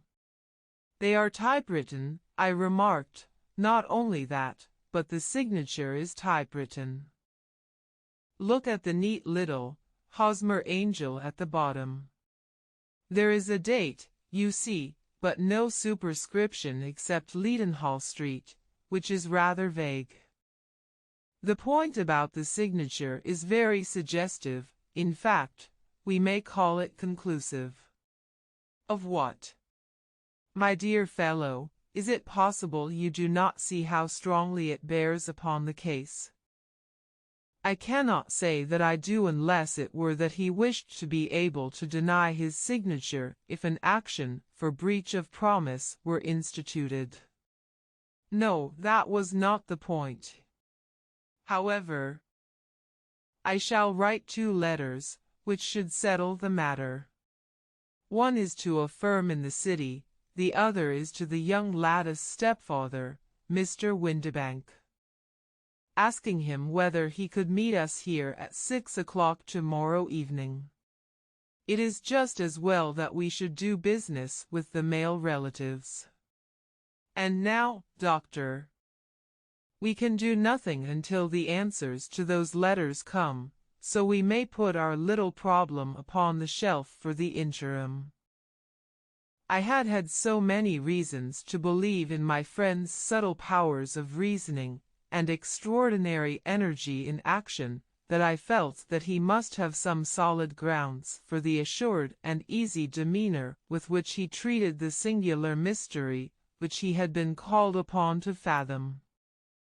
Once only had I known him to fail, in the case of the King of Bohemia, and of the Irene Adler photograph, but when I looked back to the weird business of the sign of 4, and the extraordinary circumstances connected with the study in scarlet, I felt that it would be a strange tangle indeed which he could not unravel. I left him then, still puffing at his black clay pipe, with the conviction that when I came again on the next evening, I would find that he held in his hands all the clues which would lead up to the identity of the disappearing bridegroom of Miss Mary Sutherland. A professional case of great gravity was engaging my own attention at the time, and the whole of next day I was busy at the bedside of the sufferer. It was not until close upon 6 o'clock that I found myself free, and was able to spring into a hansom and drive to Baker Street, half afraid that I might be too late to assist at the denouement of the little mystery. I found Sherlock Holmes alone, however, half asleep, with his long, thin form curled up in the recesses of his armchair. A formidable array of bottles and test tubes, with the pungent cleanly smell of hydrochloric acid, told me that he had spent his day in the chemical work which was so dear to him. "Well, have you solved it?" I asked as I entered. "Yes. It was the bisulfate of baryta." No, the mystery," I cried. "Oh, that. I thought of the salts that I have been working upon.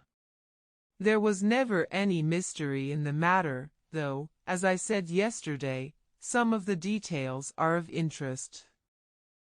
The only drawback is that there is no law, I fear, that can touch the scoundrel. Who was he, then, and what was his object in deserting Miss Sutherland?" The question was hardly out of my mouth, and Holmes had not yet opened his lips to reply, when we heard a heavy footfall in the passage, and a tap at the door. "This is the girl's stepfather, Mr. James Windibank," said Holmes. "He has written to me to say that he would be here at 6. Come in."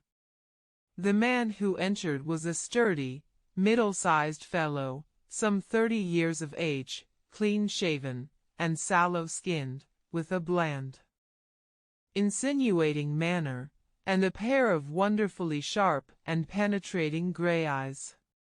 He shot a questioning glance at each of us, placed his shiny top hat upon the sideboard, and with a slight bow sidled down into the nearest chair. "Good evening, Mr. James Windibank," said Holmes. "I think that this typewritten letter is from you, in which you made an appointment with me for 6 o'clock? "Yes, sir. I am afraid that I am a little late, but I am not quite my own master, you know. I am sorry that Miss Sutherland has troubled you about this little matter, for I think it is far better not to wash linen of the sort in public. It was quite against my wishes that she came. But she is a very excitable, impulsive girl, as you may have noticed, and she is not easily controlled when she has made up her mind on a point. Of course, I did not mind you so much, as you are not connected with the official police, but it is not pleasant to have a family misfortune like this noised abroad. Besides, it is a useless expense.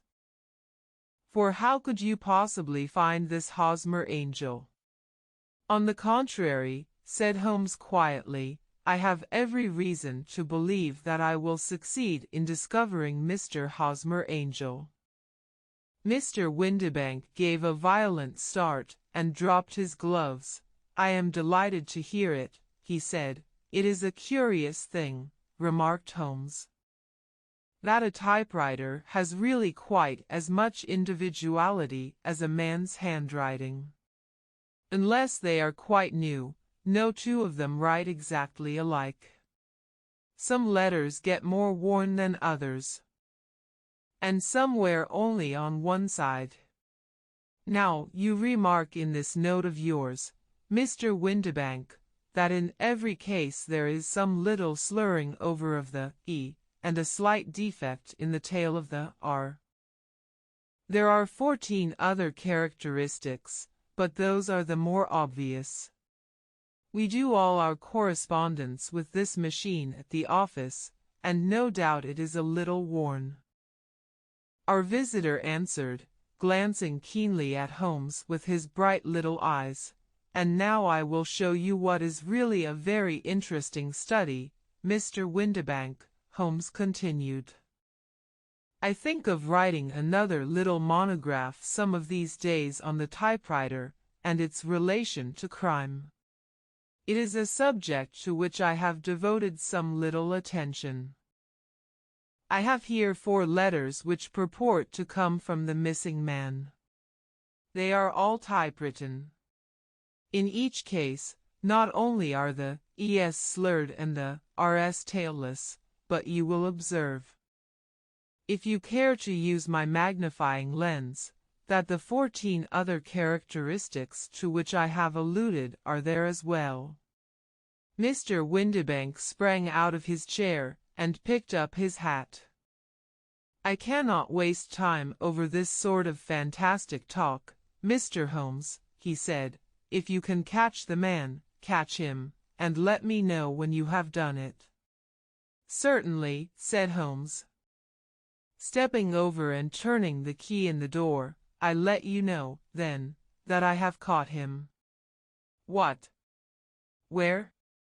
Shouted Mr. Windibank, turning white to his lips and glancing about him like a rat in a trap. Oh, it won't do, really it won't, said Holmes suavely. There is no possible getting out of it, Mr. Windibank. It is quite too transparent, and it was a very bad compliment when you said that it was impossible for me to solve so simple a question. That's right. Sit down and let us talk it over. Our visitor collapsed into a chair, with a ghastly face and a glitter of moisture on his brow. It's not actionable, he stammered. I am very much afraid that it is not. But between ourselves, Windibank, it was as cruel and selfish and heartless a trick in a petty way as ever came before me. Now, let me just run over the course of events, and you will contradict me if I go wrong. The man sat huddled up in his chair, with his head sunk upon his breast, like one who is utterly crushed.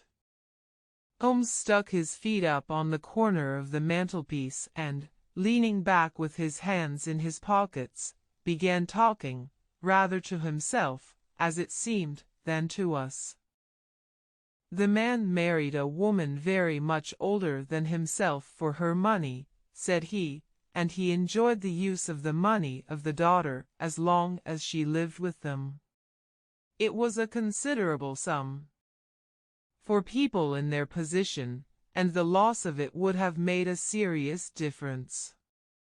It was worth an effort to preserve it.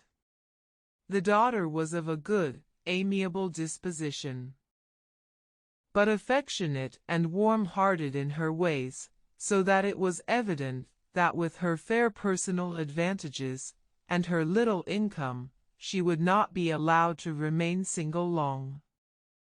Now her marriage would mean, of course, the loss of 100 a year, so what does her stepfather do to prevent it? He takes the obvious course of keeping her at home, and forbidding her to seek the company of people of her own age. But soon he found that that would not answer forever. She became restive, insisted upon her rights, and finally announced her positive intention of going to a certain ball. What does her clever stepfather do then? He conceives an idea more creditable to his head than to his heart. With the connivance and assistance of his wife he disguised himself, covered those keen eyes with tinted glasses, masked the face with a mustache and a pair of bushy whiskers, sunk that clear voice into an insinuating whisper, and doubly secure on account of the girl's short sight. He appears as Mr. Hosmer Angel, and keeps off other lovers by making love himself. It was only a joke at first, groaned our visitor. We never thought that she would have been so carried away. Very likely not. However that may be, the young lady was very decidedly carried away, and, having quite made up her mind that her stepfather was in France, the suspicion of treachery never for an instant entered her mind. She was flattered by the gentleman's attentions, and the effect was increased by the loudly expressed admiration of her mother. Then Mr. Angel began to call, for it was obvious that the matter should be pushed as far as it would go if a real effect were to be produced. There were meetings, and an engagement, which would finally secure the girl's affections from turning towards anyone else. But the deception could not be kept up forever. These pretended journeys to France were rather cumbrous. The thing to do was clearly to bring the business to an end in such a dramatic manner that it would leave a permanent impression upon the young lady's mind and prevent her from looking upon any other suitor for some time to come.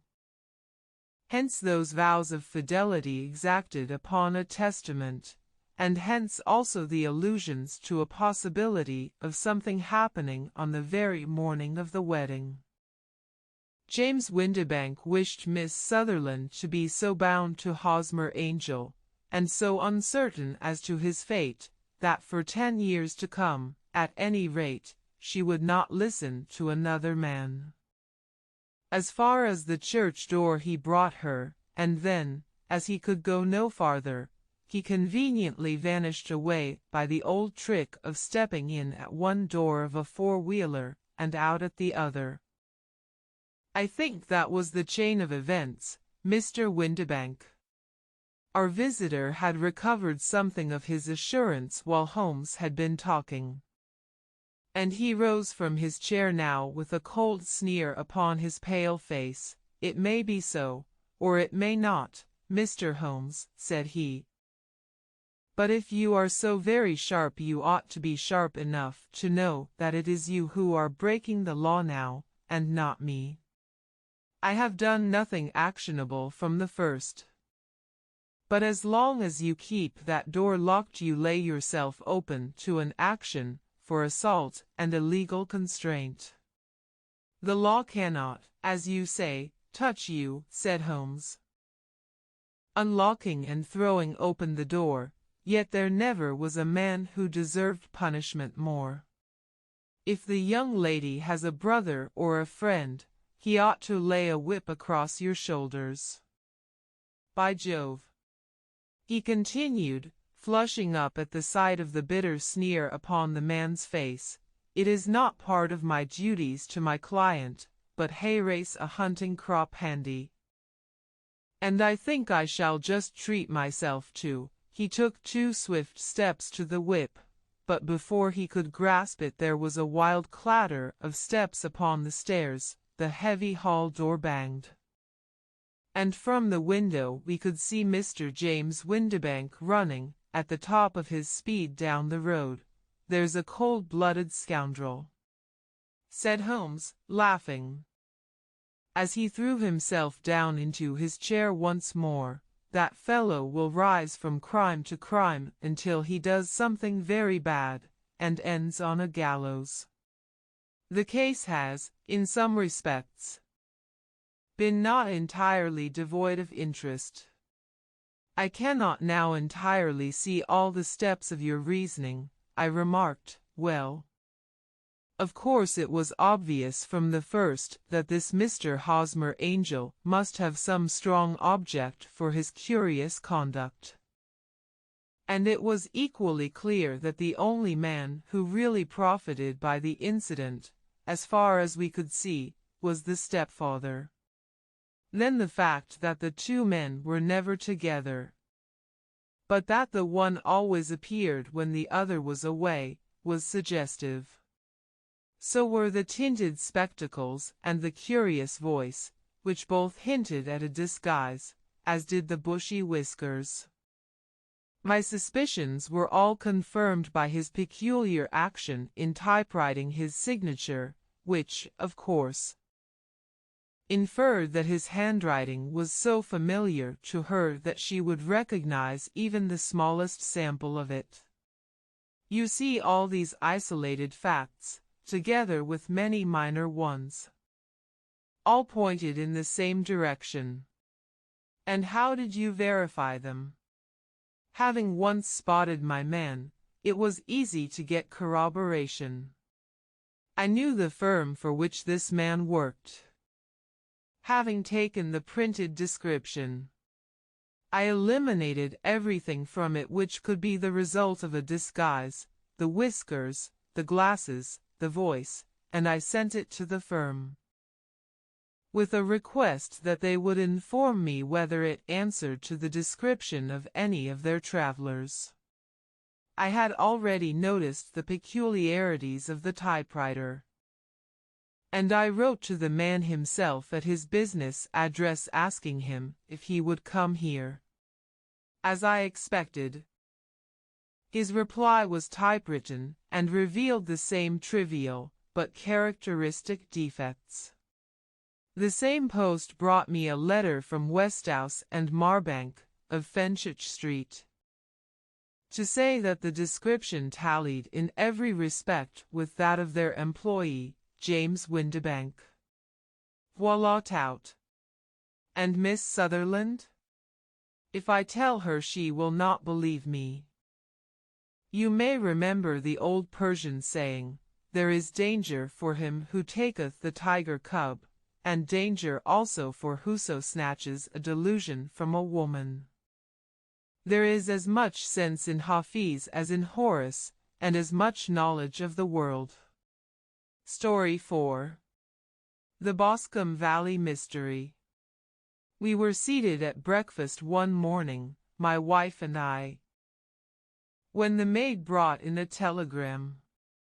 It was from Sherlock Holmes and ran in this way: "Have you a couple of days to spare? Have just been wired for from the west of England in connection with Boscombe Valley tragedy. Shall be glad if you will come with me. Air and scenery perfect. Leave Paddington by the 11:15. What do you say, dear?" said my wife, looking across at me. "Will you go?" I really don't know what to say. I have a fairly long list at present. Oh, Anstruther would do your work for you. You have been looking a little pale lately. I think that the change would do you good, and you are always so interested in Mr. Sherlock Holmes' cases. I should be ungrateful if I were not.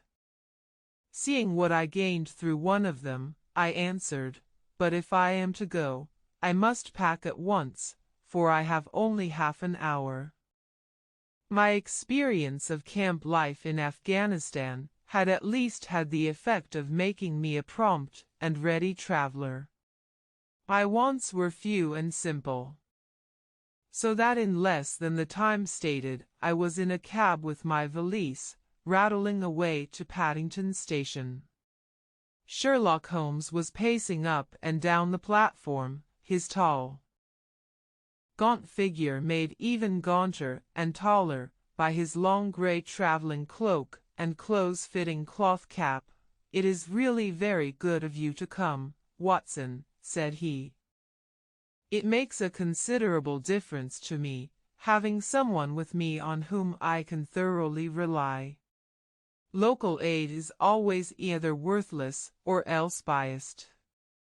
If you will keep the 2 corner seats, I shall get the tickets. We had the carriage to ourselves save for an immense litter of papers which Holmes had brought with him. Among these he rummaged and read, with intervals of note-taking and of meditation, until we were past reading. Then he suddenly rolled them all into a gigantic ball, and tossed them up onto the rack. "Have you heard anything of the case?" he asked. "Not a word. I have not seen a paper for some days. The London press has not had very full accounts. I have just been looking through all the recent papers in order to master the particulars. It seems, from what I gather, to be one of those simple cases which are so extremely difficult." That sounds a little paradoxical, but it is profoundly true. Singularity is almost invariably a clue. The more featureless and commonplace a crime is, the more difficult it is to bring it home. In this case, however, they have established a very serious case against the son of the murdered man. It is a murder, then? Well, it is conjectured to be so.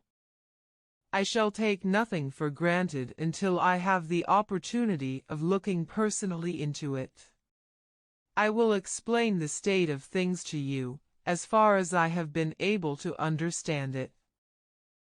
In a very few words, Boscombe Valley is a country district not very far from Ross, in Herefordshire. The largest landed proprietor in that part is a Mr. John Turner, who made his money in Australia and returned some years ago to the old country. One of the farms which he held, that of Hatherley, was let to Mr. Charles McCarthy, who was also an ex-Australian. The men had known each other in the colonies, so that it was not unnatural that, when they came to settle down, they should do so as near each other as possible. Turner was apparently the richer man, so McCarthy became his tenant, but still remained, it seems, upon terms of perfect equality, as they were frequently together. McCarthy had one son, a lad of 18, and Turner had an only daughter of the same age, but neither of them had wives living. They appear to have avoided the society of the neighboring English families, and to have led retired lives. Though both the McCarthys were fond of sport, and were frequently seen at the race meetings of the neighborhood. McCarthy kept 2 servants, a man and a girl. Turner had a considerable household, some half-dozen at the least.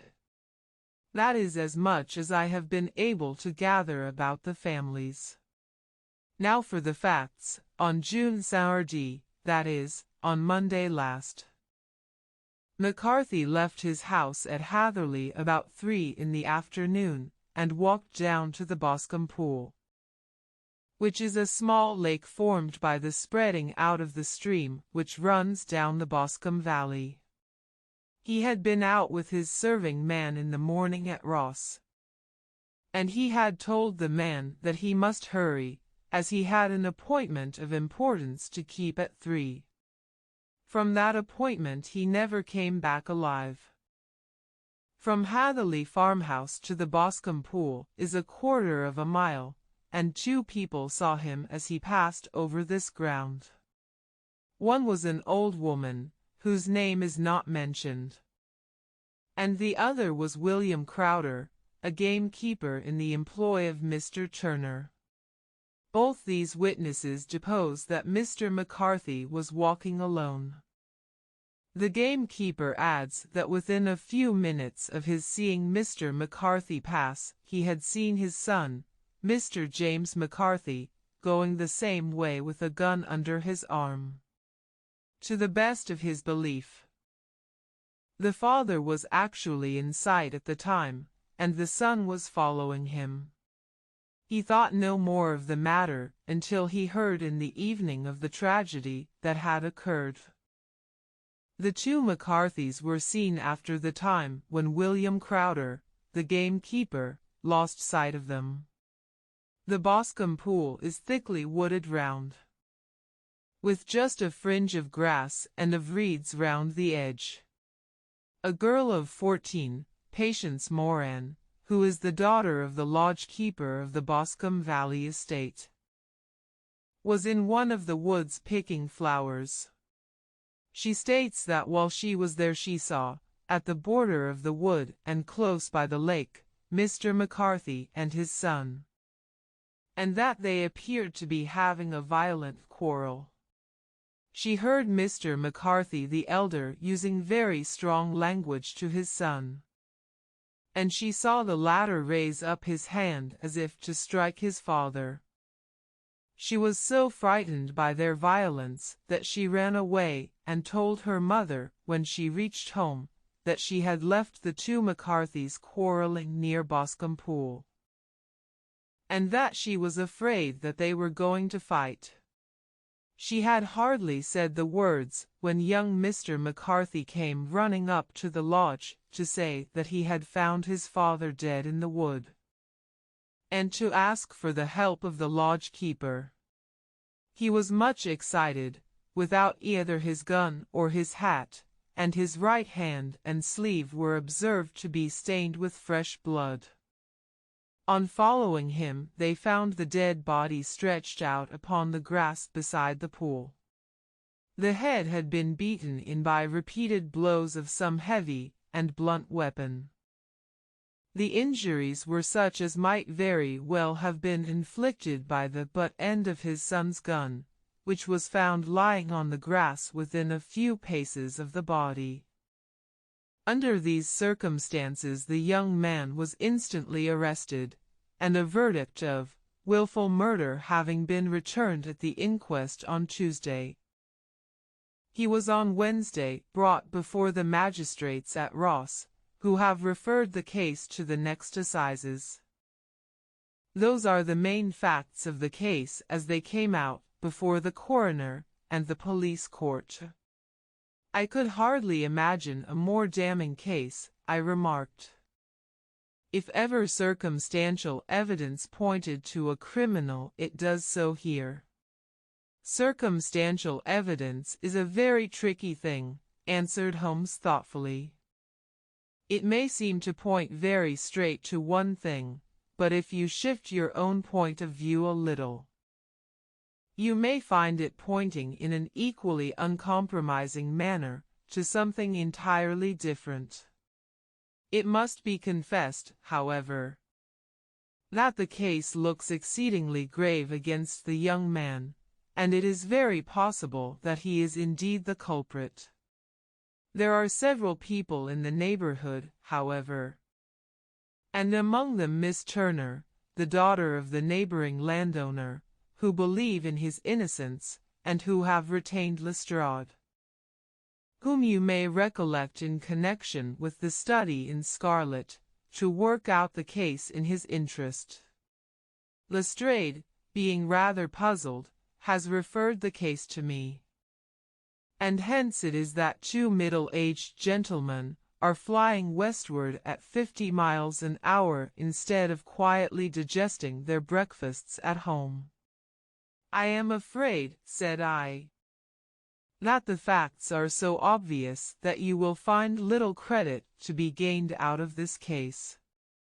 There is nothing more deceptive than an obvious fact, he answered, laughing. Besides, we may chance to hit upon some other obvious facts, which may have been by no means obvious to Mr. Lestrade. You know me too well to think that I am boasting when I say that I shall either confirm or destroy his theory by means which he is quite incapable of employing, or even of understanding. To take the first example to hand, I very clearly perceive that in your bedroom the window is upon the right-hand side, And yet I question whether Mr. Lestrade would have noted even so self-evident a thing as that. How on earth, my dear fellow, I know you well. I know the military neatness which characterizes you. You shave every morning, and in this season you shave by the sunlight. But since your shaving is less and less complete as we get farther back on the left side, until it becomes positively slovenly as we get round the angle of the jaw, it is surely very clear that that side is less illuminated than the other. I could not imagine a man of your habits looking at himself in an equal light and being satisfied with such a result. I only quote this as a trivial example of observation and inference. Therein lies my métier, and it is just possible that it may be of some service in the investigation which lies before us. There are one or two minor points which were brought out in the inquest, and which are worth considering. What are they? It appears that his arrest did not take place at once, but after the return to Hatherley Farm. On the inspector of constabulary informing him that he was a prisoner, he remarked that he was not surprised to hear it, and that it was no more than his deserts. This observation of his had the natural effect of removing any traces of doubt which might have remained in the minds of the coroner's jury. It was a confession, I ejaculated, no, for it was followed by a protestation of innocence. Coming on the top of such a damning series of events, it was at least a most suspicious remark. On the contrary, said Holmes, it is the brightest rift which I can at present see in the clouds. However innocent he might be, he could not be such an absolute imbecile as not to see that the circumstances were very black against him. He could not be such an absolute imbecile as not to see that the circumstances were very black against him. Had he appeared surprised at his own arrest, or feigned indignation at it, I should have looked upon it as highly suspicious, because such surprise or anger would not be natural under the circumstances, and yet might appear to be the best policy to a scheming man. His frank acceptance of the situation marks him as either an innocent man, or else as a man of considerable self-restraint and firmness. As to his remark about his deserts, it was also not unnatural if you consider that he stood beside the dead body of his father, and that there is no doubt that he had that very day so far forgotten his filial duty as to bandy words with him, and even, according to the little girl whose evidence is so important, to raise his hand as if to strike him. The self-reproach and contrition which are displayed in his remark appear to me to be the signs of a healthy mind rather than of a guilty one. I shook my head. Many men have been hanged on far slighter evidence, I remarked. So they have. And many men have been wrongfully hanged. What is the young man's own account of the matter? It is, I am afraid, not very encouraging to his supporters, though there are one or two points in it which are suggestive. You will find it here, and may read it for yourself. He picked out from his bundle a copy of the local Herefordshire paper, and having turned down the sheet he pointed out the paragraph in which the unfortunate young man had given his own statement of what had occurred. I settled myself down in the corner of the carriage and read it very carefully. It ran in this way: Mr. James McCarthy, the only son of the deceased, was then called and gave evidence as follows. I had been away from home for 3 days at Bristol, and had only just returned upon the morning of last Monday, the Saturday. My father was absent from home at the time of my arrival, and I was informed by the maid that he had driven over to Ross with John Cobb, the groom. Shortly after my return I heard the wheels of his trap in the yard, and, looking out of my window, I saw him get out and walk rapidly out of the yard, though I was not aware in which direction he was going. I then took my gun and strolled out in the direction of the Boscombe Pool, with the intention of visiting the rabbit warren, which is upon the other side.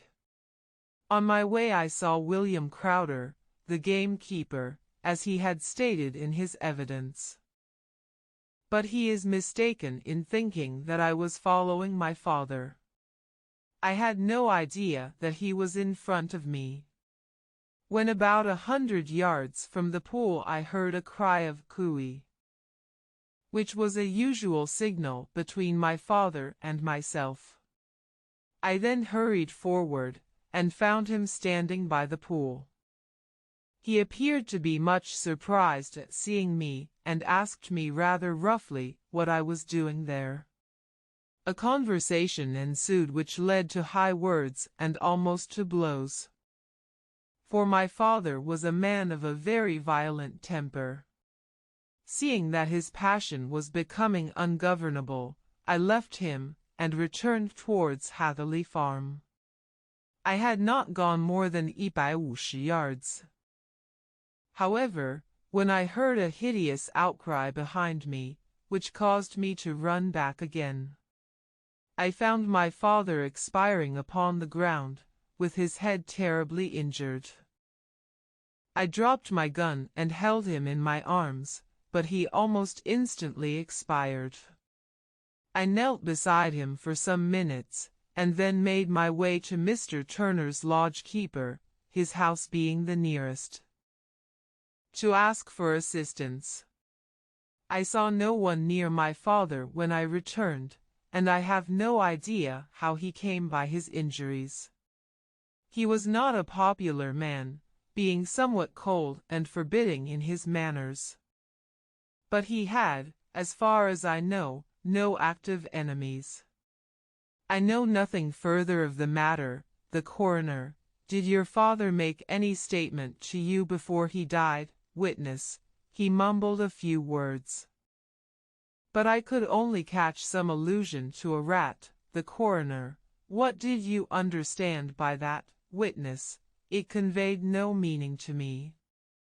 I thought that he was delirious. The coroner: what was the point upon which you and your father had this final quarrel? Witness: I should prefer not to answer. The coroner: I am afraid that I must press it. Witness: it is really impossible for me to tell you. I can assure you that it has nothing to do with the sad tragedy which followed. The coroner: that is for the court to decide.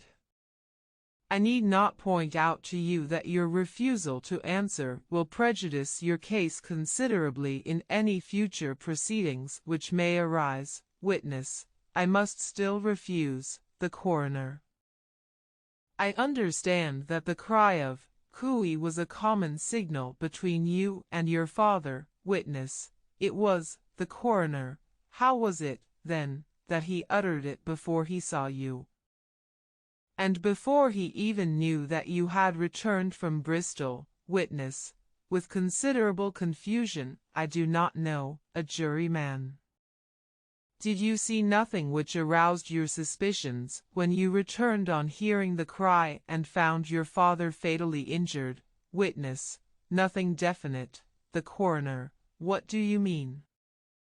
Witness: I was so disturbed and excited as I rushed out into the open, that I could think of nothing except of my father.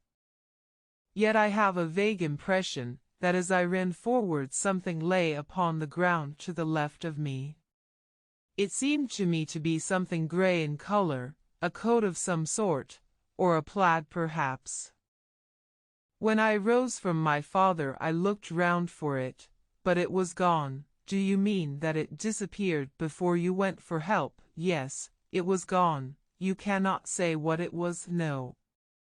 I had a feeling something was there. How far from the body? A dozen yards or so. And how far from the edge of the wood? About the same.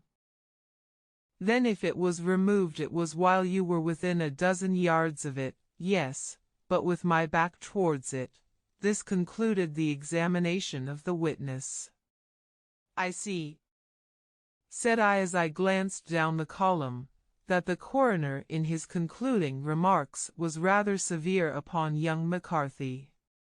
He calls attention, and with reason, to the discrepancy about his father having signaled to him before seeing him, also to his refusal to give details of his conversation with his father, and his singular account of his father's dying words.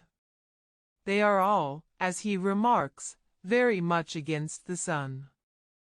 Holmes laughed softly to himself and stretched himself out upon the cushioned seat. Both you and the coroner have been at some pains, said he, to single out the very strongest points in the young man's favor. Don't you see that you alternately give him credit for having too much imagination and too little? Too little. If he could not invent a cause of quarrel which would give him the sympathy of the jury, too much. If he evolved from his own inner consciousness anything so outré as a dying reference to a rat, and the incident of the vanishing cloth. No, sir. I shall approach this case from the point of view that what this young man says is true, and we shall see whither that hypothesis will lead us. And now here is my pocket Petrarch. And not another word shall I say of this case until we are on the scene of action. We lunch at Swindon, and I see that we shall be there in 20 minutes. It was nearly 4 o'clock when we at last, after passing through the beautiful Stroud Valley, and over the broad gleaming Severn, found ourselves at the pretty little country town of Ross. A lean, ferret-like man, furtive and sly-looking, was waiting for us upon the platform. In spite of the light brown dust coat and leather leggings which he wore in deference to his rustic surroundings, I had no difficulty in recognizing Lestrade, of Scotland Yard. With him we drove to the Hereford Arms, where a room had already been engaged for us. I have ordered a carriage, said Lestrade as we sat over a cup of tea. I knew your energetic nature, and that you would not be happy until you had been on the scene of the crime. It was very nice and complimentary of you, Holmes answered. It is entirely a question of barometric pressure. Lestrade looked startled. I do not quite follow, he said. How is the glass? 29, I see. No wind, and not a cloud in the sky. I have a caseful of cigarettes here which need smoking. And the sofa is very much superior to the usual country hotel abomination. I do not think that it is probable that I shall use the carriage tonight. Lestrade laughed indulgently. You have, no doubt, already formed your conclusions from the newspapers, he said. The case is as plain as a pikestaff, and the more one goes into it the plainer it becomes. Still, of course, one can't refuse a lady, and such a very positive one, too. She has heard of you, and would have your opinion. Though I repeatedly told her that there was nothing which you could do which I had not already done. Why, bless my soul, here is her carriage at the door. He had hardly spoken before there rushed into the room one of the most lovely young women that I have ever seen in my life. Her violet eyes shining, her lips parted, a pink flush upon her cheeks, all thought of her natural reserve lost in her overpowering excitement and concern. "Oh, Mr. Sherlock Holmes," she cried, glancing from one to the other of us. And finally, with a woman's quick intuition, fastening upon my companion, "I am so glad that you have come. I have driven down to tell you so. I know that James didn't do it. I know it. And I want you to start upon your work knowing it, too. Never let yourself doubt upon that point. We have known each other since we were little children. And I know his faults as no one else does, but he is too tender-hearted to hurt a fly. Such a charge is absurd to anyone who really knows him. I hope we may clear him, Miss Turner," said Sherlock Holmes. "You may rely upon my doing all that I can. But you have read the evidence. You have formed some conclusion? Do you not see some loophole, some flaw? Do you not yourself think that he is innocent?" "I think that it is very probable." "There now," she cried, throwing back her head and looking defiantly at Lestrade, "you hear? He gives me hopes." Lestrade shrugged his shoulders. "I am afraid that my colleague has been a little quick in forming his conclusions," he said, "but he is right." "Oh, I know that he is right. James never did it. And about his quarrel with his father, I am sure that the reason why he would not speak about it to the coroner was because I was concerned in it." "In what way?" asked Holmes. "It is no time for me to hide anything. James and his father had many disagreements about me. Mr. McCarthy was very anxious that there should be a marriage between us. James and I have always loved each other as brother and sister, but of course he is young and has seen very little of life yet, and well, he naturally did not wish to do anything like that yet. So there were quarrels, and this, I am sure, was one of them." "And your father?" asked Holmes. "Was he in favor of such a union?" "No. He was averse to it also. No one but Mr. McCarthy was in favor of it." A quick blush passed over her fresh young face as Holmes shot one of his keen, questioning glances at her. "Thank you for this information," said he. "May I see your father if I call tomorrow?" "I am afraid the doctor won't allow it." "The doctor?" "Yes, have you not heard? Poor father has never been strong for years back, but this has broken him down completely. He has taken to his bed. And Dr. Willows says that he is a wreck and that his nervous system is shattered. Mr. McCarthy was the only man alive who had known Dad in the old days in Victoria." "Ha! In Victoria. That is important." "Yes, at the mines." "Quite so, at the gold mines, where, as I understand, Mr. Turner made his money." "Yes, certainly. Thank you, Miss Turner. You have been of material assistance to me. You will tell me if you have any news tomorrow. No doubt you will go to the prison to see James. Oh, if you do, Mr. Holmes, do tell him that I know him to be innocent." "I will, Miss Turner. I must go home now, for Dad is very ill, and he misses me so if I leave him. Goodbye, and God help you in your undertaking." She hurried from the room as impulsively as she had entered, and we heard the wheels of her carriage rattle off down the street. "I am ashamed of you, Holmes," said Lestrade with dignity after a few minutes' silence. "Why should you raise up hopes which you are bound to disappoint? I am not over-tender of heart, but I call it cruel." "I think that I see my way to clearing James McCarthy," said Holmes. "Have you an order to see him in prison?" "Yes, but only for you and me." "Then I shall reconsider my resolution about going out." "We have still time to take a train to Hereford and see him tonight?" "Ample." "Then let us do so. Watson, I fear that you will find it very slow, but I shall only be away a couple of hours."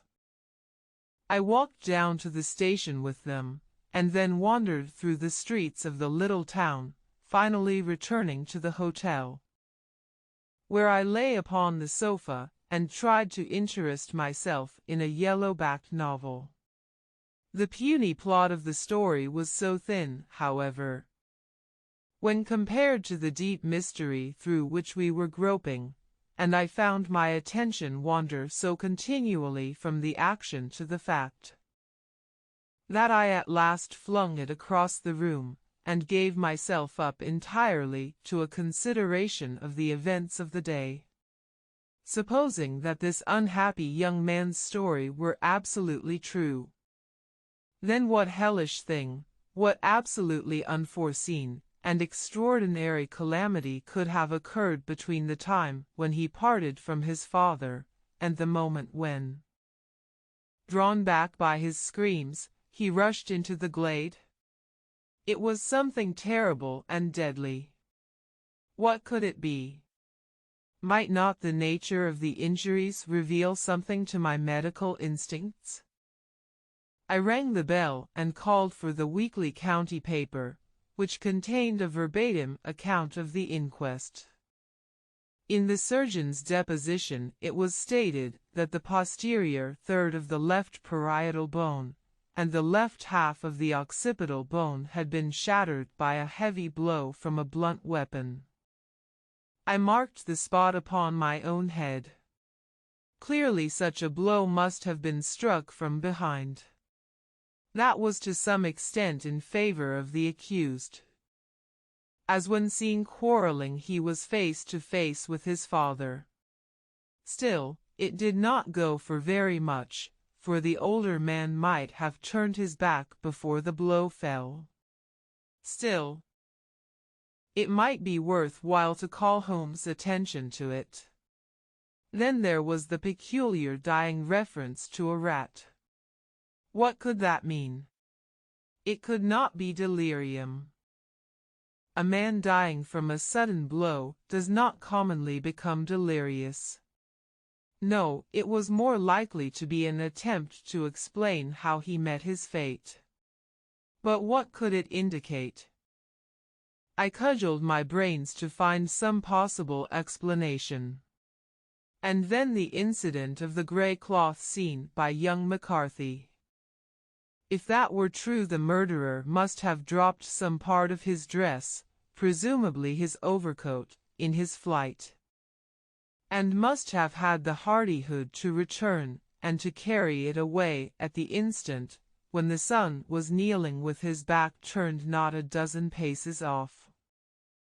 What a tissue of mysteries and improbabilities the whole thing was! I did not wonder at Lestrade's opinion.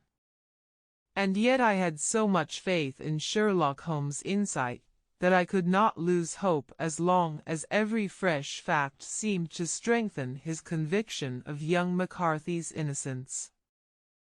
It was late before Sherlock Holmes returned. He came back alone, for Lestrade was staying in lodgings in the town. "The glass still keeps very high," he remarked as he sat down. "It is of importance that it should not rain before we are able to go over the ground. On the other hand, a man should be at his very best and keenest for such nice work as that.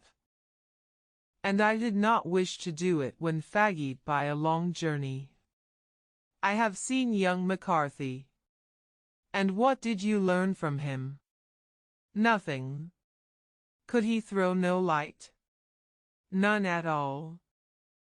I was inclined to think at one time that he knew who had done it, and was screening him or her, but I am convinced now that he is as puzzled as everyone else. He is not a very quick-witted youth, though comely to look at and, I should think, sound at heart. I cannot admire his taste, I remarked. If it is indeed a fact that he was averse to a marriage with so charming a young lady as this Miss Turner. Ah, thereby hangs a rather painful tale. This fellow is madly, insanely in love with her, but some 2 years ago, when he was only a lad, and before he really knew her, for she had been away 5 years at a boarding school. What does the idiot do but get into the clutches of a barmaid in Bristol, and marry her at a registry office? No one knows a word of the matter. But you can imagine how maddening it must be to him to be upbraided for not doing what he would give his very eyes to do, but what he knows to be absolutely impossible. It was sheer frenzy of this sort which made him throw his hands up into the air when his father, at their last interview, was goading him on to propose to Miss Turner. On the other hand, he had no means of supporting himself, and his father, who was by all accounts a very hard man, would have thrown him over utterly had he known the truth. It was with his barmaid wife that he had spent the last 3 days in Bristol, and his father did not know where he was. Mark that point. It is of importance. Good has come out of evil, however. For the barmaid, finding from the papers that he is in serious trouble and likely to be hanged, has thrown him over utterly, and has written to him to say that she has a husband already in the Bermuda dockyard, so that there is really no tie between them. I think that that bit of news has consoled young McCarthy for all that he has suffered. But if he is innocent, who has done it? Ah, who? I would call your attention very particularly to 2 points. One is that the murdered man had an appointment with someone at the pool, and that the someone could not have been his son. For his son was away, and he did not know when he would return. The second is that the murdered man was heard to cry, "Cooey," before he knew that his son had returned. Those are the crucial points upon which the case depends. And now let us talk about George Meredith, if you please, and we shall leave all minor matters until tomorrow. There was no rain, as Holmes had foretold, and the morning broke bright and cloudless. At 9 o'clock Lestrade called for us with the carriage, and we set off for Hatherley Farm and the Boscombe Pool. "There is serious news this morning," Lestrade observed. "It is said that Mr. Turner, of the Hall, is so ill that his life is despaired of." "An elderly man, I presume?" said Holmes, "about 60. But his constitution has been shattered by his life abroad, and he has been in failing health for some time. This business has had a very bad effect upon him. He was an old friend of McCarthy's, and, I may add, a great benefactor to him, for I have learned that he gave him Hatherley Farm rent-free." "Indeed. That is interesting," said Holmes. "Oh, yes. In 100 other ways he has helped him. Everybody about here speaks of his kindness to him. Really, does it not strike you as a little singular that this McCarthy, who appears to have had little of his own, and to have been under such obligations to Turner, should still talk of marrying his son to Turner's daughter, who is, presumably, heiress to the estate, and that in such a very cocksure manner, as if it were merely a case of a proposal, and all else would follow? It is the more strange, since we know that Turner himself was averse to the idea. The daughter told us as much. Do you not deduce something from that? We have got to the deductions and the inferences, said Lestrade, winking at me. I find it hard enough to tackle facts, Holmes, without flying away after theories and fancies. You are right, said Holmes demurely. You do find it very hard to tackle the facts. Anyhow, I have grasped one fact which you seem to find it difficult to get hold of, replied Lestrade with some warmth, and that is that McCarthy Sr. met his death from McCarthy Jr., and that all theories to the contrary are the merest moonshine. Well, moonshine is a brighter thing than fog, said Holmes, laughing, but I am very much mistaken if this is not Hatherley Farm upon the left. Yes, that is it. It was a widespread, comfortable-looking building, two-storied, slate-roofed, with great yellow blotches of lichen upon the grey walls. The drawn blinds and the smokeless chimneys, however, gave it a stricken look, as though the weight of this horror still lay heavy upon it. We called at the door, when the maid, at Holmes' request, showed us the boots which her master wore at the time of his death, and also a pair of the son's, though not the pair which he had then had. Having measured these very carefully from 7 or 8 different points, Holmes desired to be led to the courtyard, from which we all followed the winding track which led to Boscombe Pool. Sherlock Holmes was transformed when he was hot upon such a scent as this. Men who had only known the quiet thinker and logician of Baker Street would have failed to recognize him. His face flushed and darkened. His brows were drawn into 2 hard black lines, while his eyes shone out from beneath them with a steely glitter. His face was bent downward, his shoulders bowed, his lips compressed, and the veins stood out like whipcord in his long, sinewy neck. His nostrils seemed to dilate with a purely animal lust for the chase, and his mind was so absolutely concentrated upon the matter before him that a question or remark fell unheeded upon his ears, or, at the most, only provoked a quick, impatient snarl in reply. Swiftly and silently he made his way along the track which ran through the meadows, and so by way of the woods to the Boscombe Pool. It was damp, marshy ground, as is all that district, and there were marks of many feet, both upon the path, and amid the short grass which bounded it on either side. Sometimes Holmes would hurry on, sometimes stop dead, and once he made quite a little detour into the meadow. Lestrade and I walked behind him, the detective indifferent and contemptuous, while I watched my friend with the interest which sprang from the conviction that every one of his actions was directed towards a definite end. The Boscombe Pool, which is a little reed-girt sheet of water some 50 yards across, is situated at the boundary between the Hatherley Farm and the private park of the wealthy Mr. Turner. Above the woods which lined it upon the farther side we could see the red, jutting pinnacles which marked the site of the rich landowner's dwelling. On the Hatherley side of the pool the woods grew very thick, and there was a narrow belt of sodden grass 20 paces across between the edge of the trees and the reeds which lined the lake.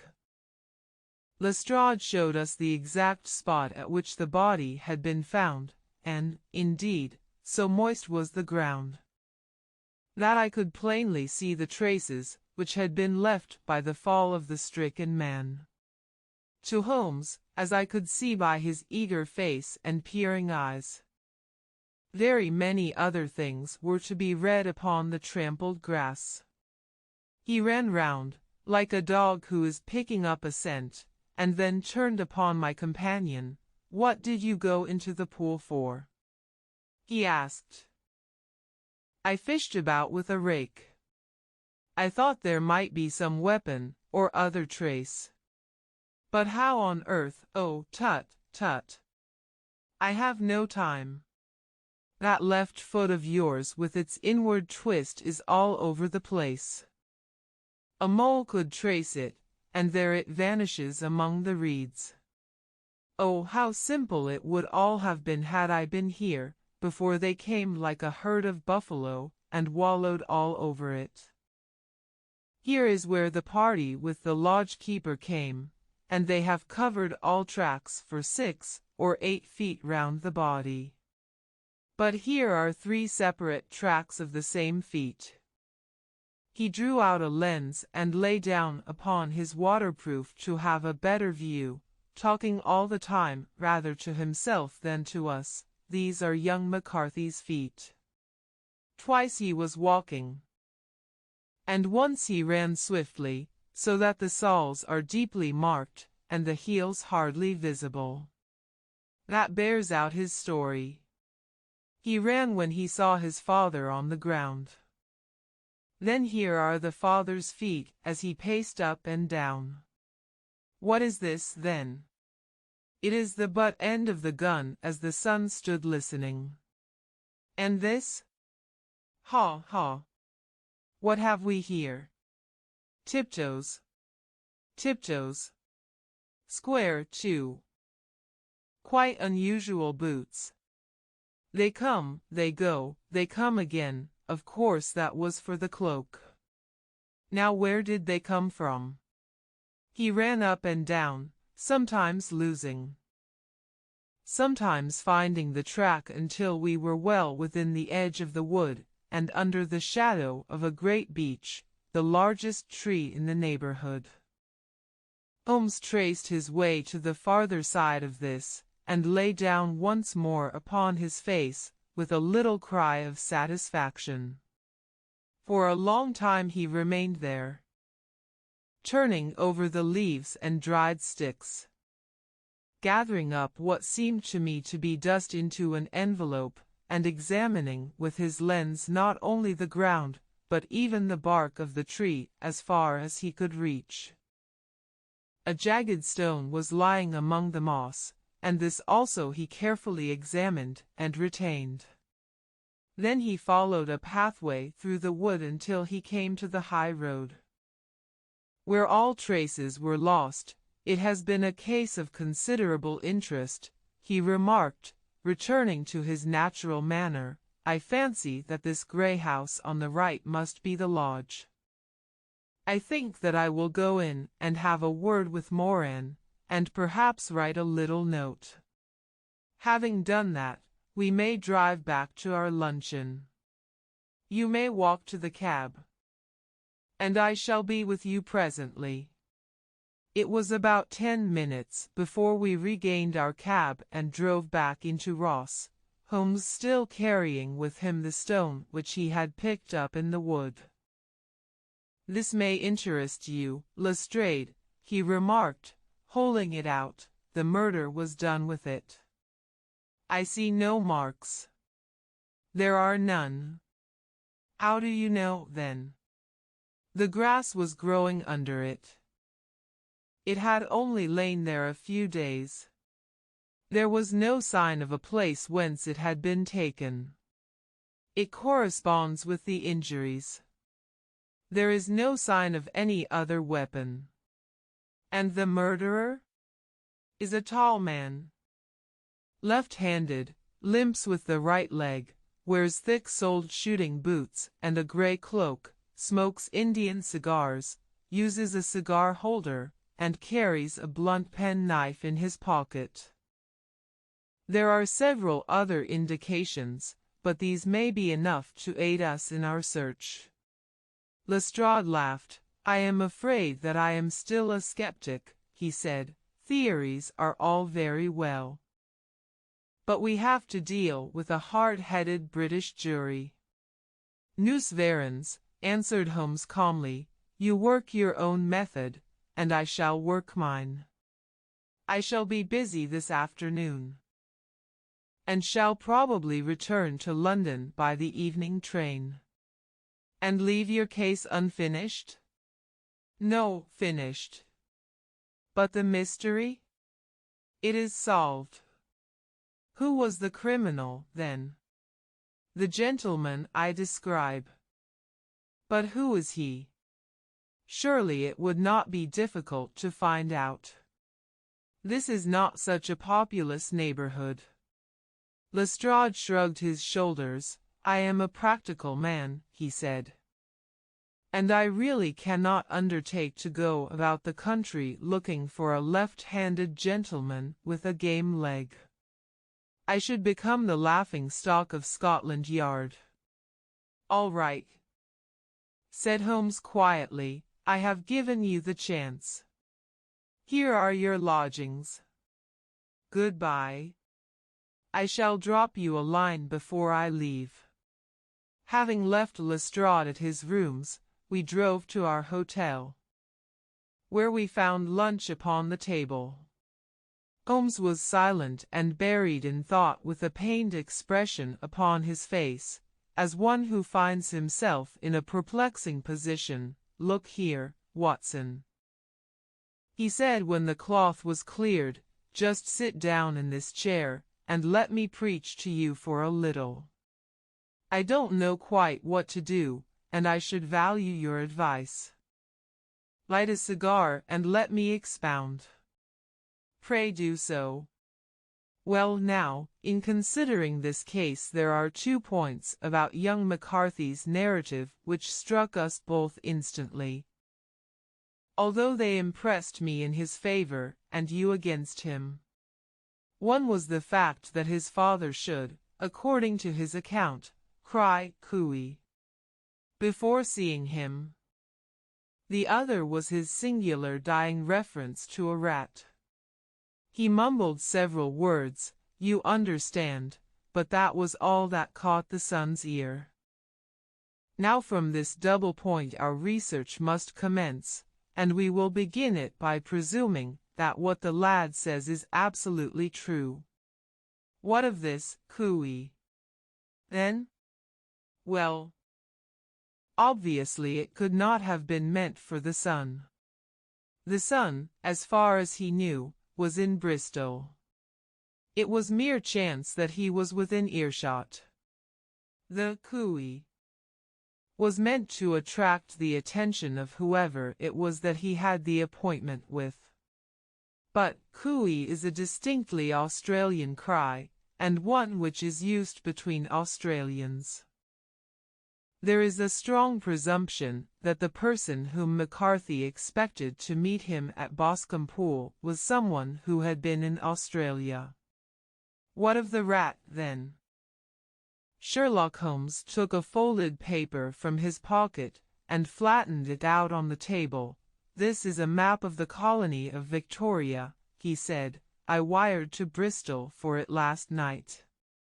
He put his hand over part of the map. What do you read? Erat, I read, and now.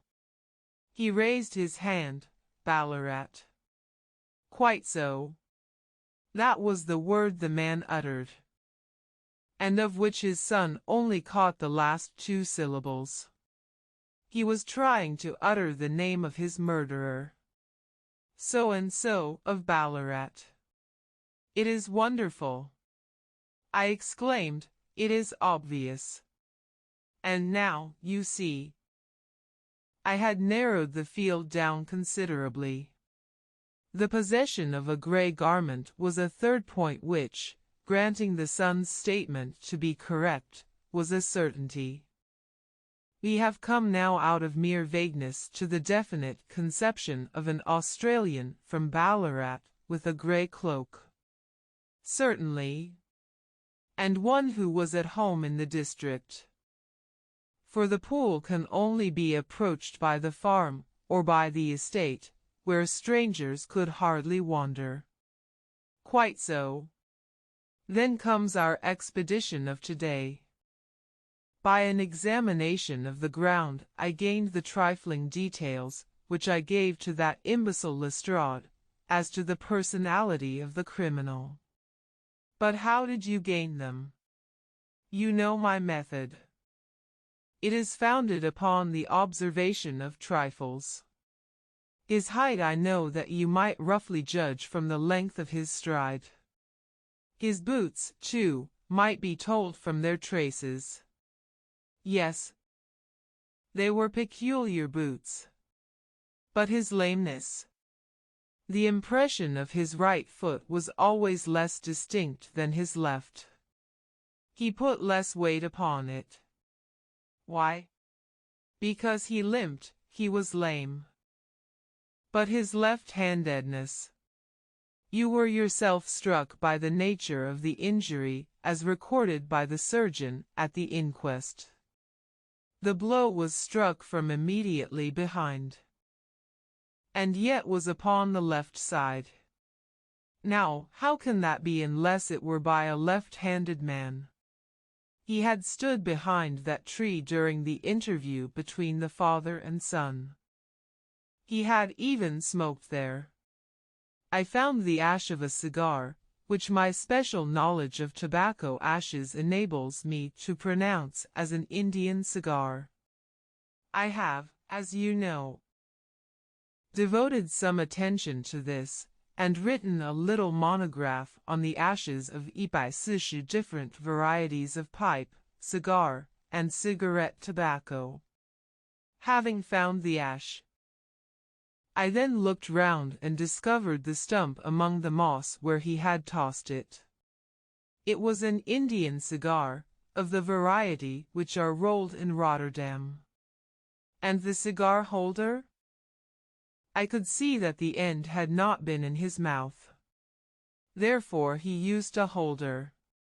The tip had been cut off, not bitten off, but the cut was not a clean one, so I deduced a blunt penknife.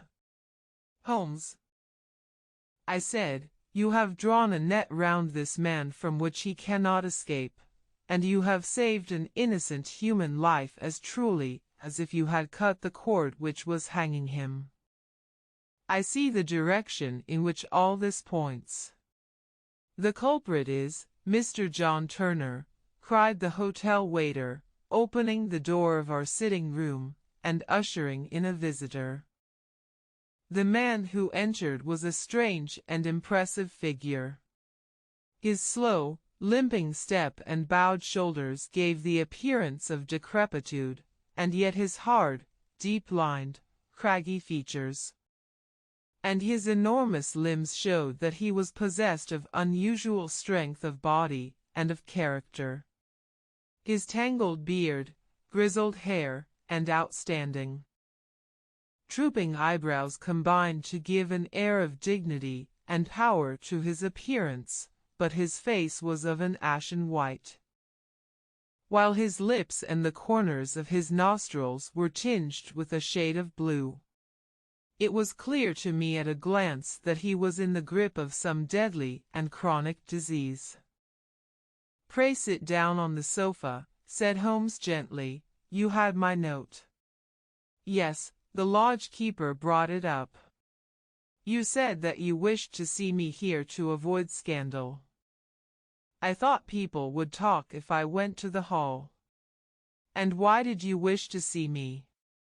He looked across at my companion with despair in his weary eyes, as though his question was already answered. "Yes," said Holmes, answering the look rather than the words, "it is so. I know all about McCarthy." The old man sank his face in his hands. "God help me," he cried, "but I would not have let the young man come to harm. I give you my word that I would have spoken out if it went against him at the assizes." "I am glad to hear you say so," said Holmes gravely. I would have spoken now had it not been for my dear girl. It would break her heart, it will break her heart when she hears that I am arrested. It may not come to that, said Holmes. What? I am no official agent. I understand that it was your daughter who required my presence here, and I am acting in her interests. Young McCarthy must be got off, however. I am a dying man, said old Turner. I have had diabetes for years. My doctor says it is a question whether I shall live a month. Yet I would rather die under my own roof than in a jail. Holmes rose and sat down at the table with his pen in his hand, and a bundle of paper before him. Just tell us the truth, he said.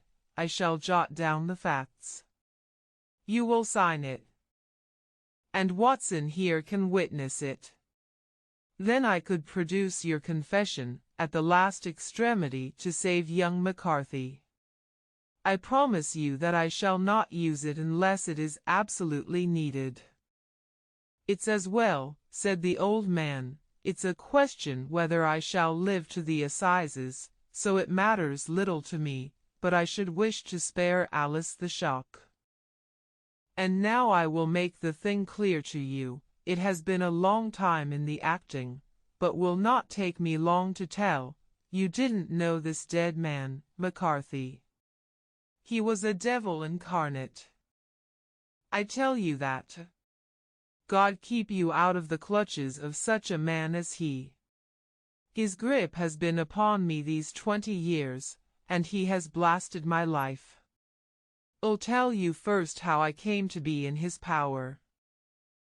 It was in the early 60s at the diggings.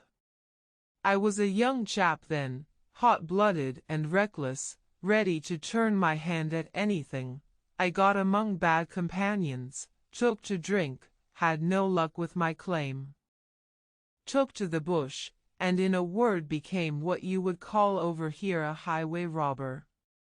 There were 6 of us, and we had a wild, free life of it, sticking up a station from time to time, or stopping the wagons on the road to the diggings.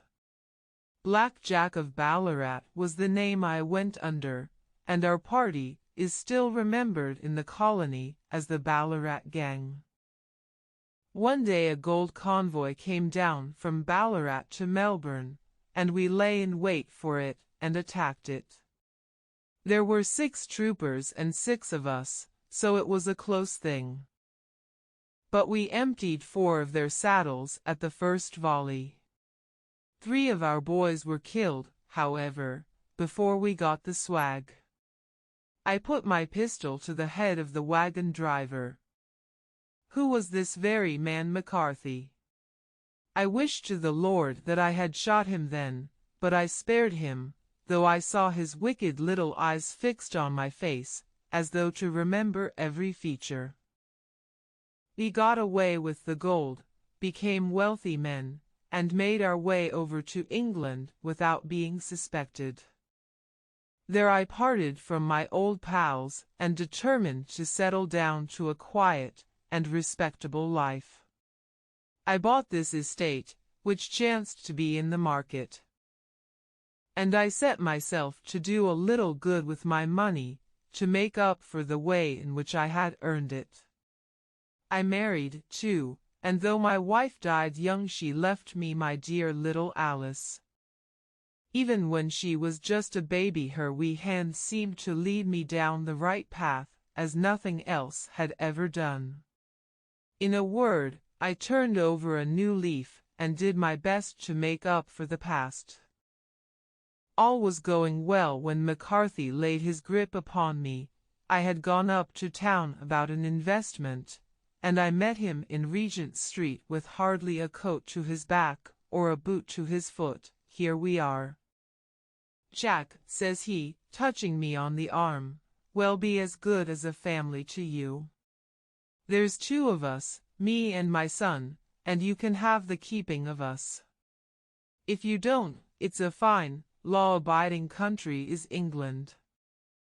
And there's always a policeman within hail. Well, down they came to the West Country, there was no shaking them off, and there they have lived rent-free on my best land ever since. There was no rest for me, no peace, no forgetfulness. Turn where I would, there was his cunning, grinning face at my elbow. It grew worse as Alice grew up, for he soon saw I was more afraid of her knowing my past than of the police. Whatever he wanted he must have, and whatever it was I gave him without question: land, money, houses. Until at last he asked a thing which I could not give.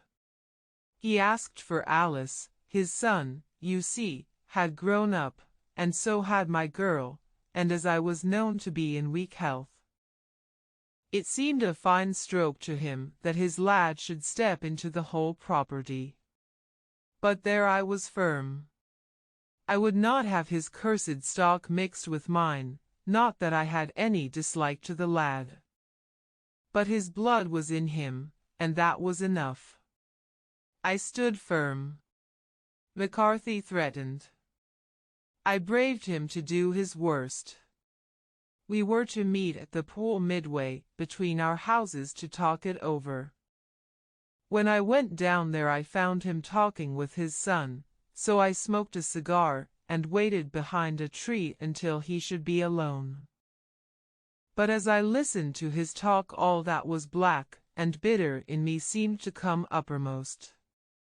He was urging his son to marry my daughter with as little regard for what she might think as if she were a slut from off the streets. It drove me mad to think that I and all that I held most dear should be in the power of such a man as this. Could I not snap the bond? I was already a dying and a desperate man. Though clear of mind and fairly strong of limb, I knew that my own fate was sealed.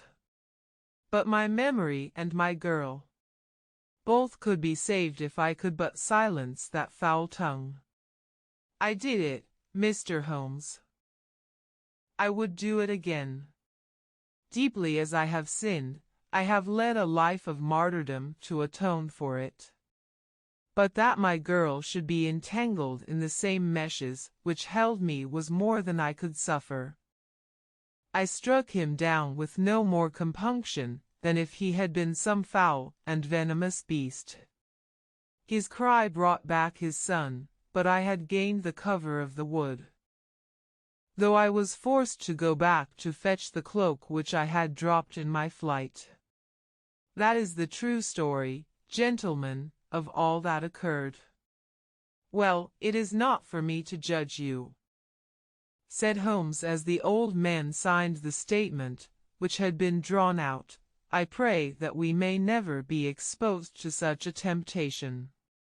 I pray not, sir. And what do you intend to do? In view of your health, nothing. You are yourself aware that you will soon have to answer for your deed at a higher court than the assizes. I will keep your confession. And if McCarthy is condemned, I shall be forced to use it.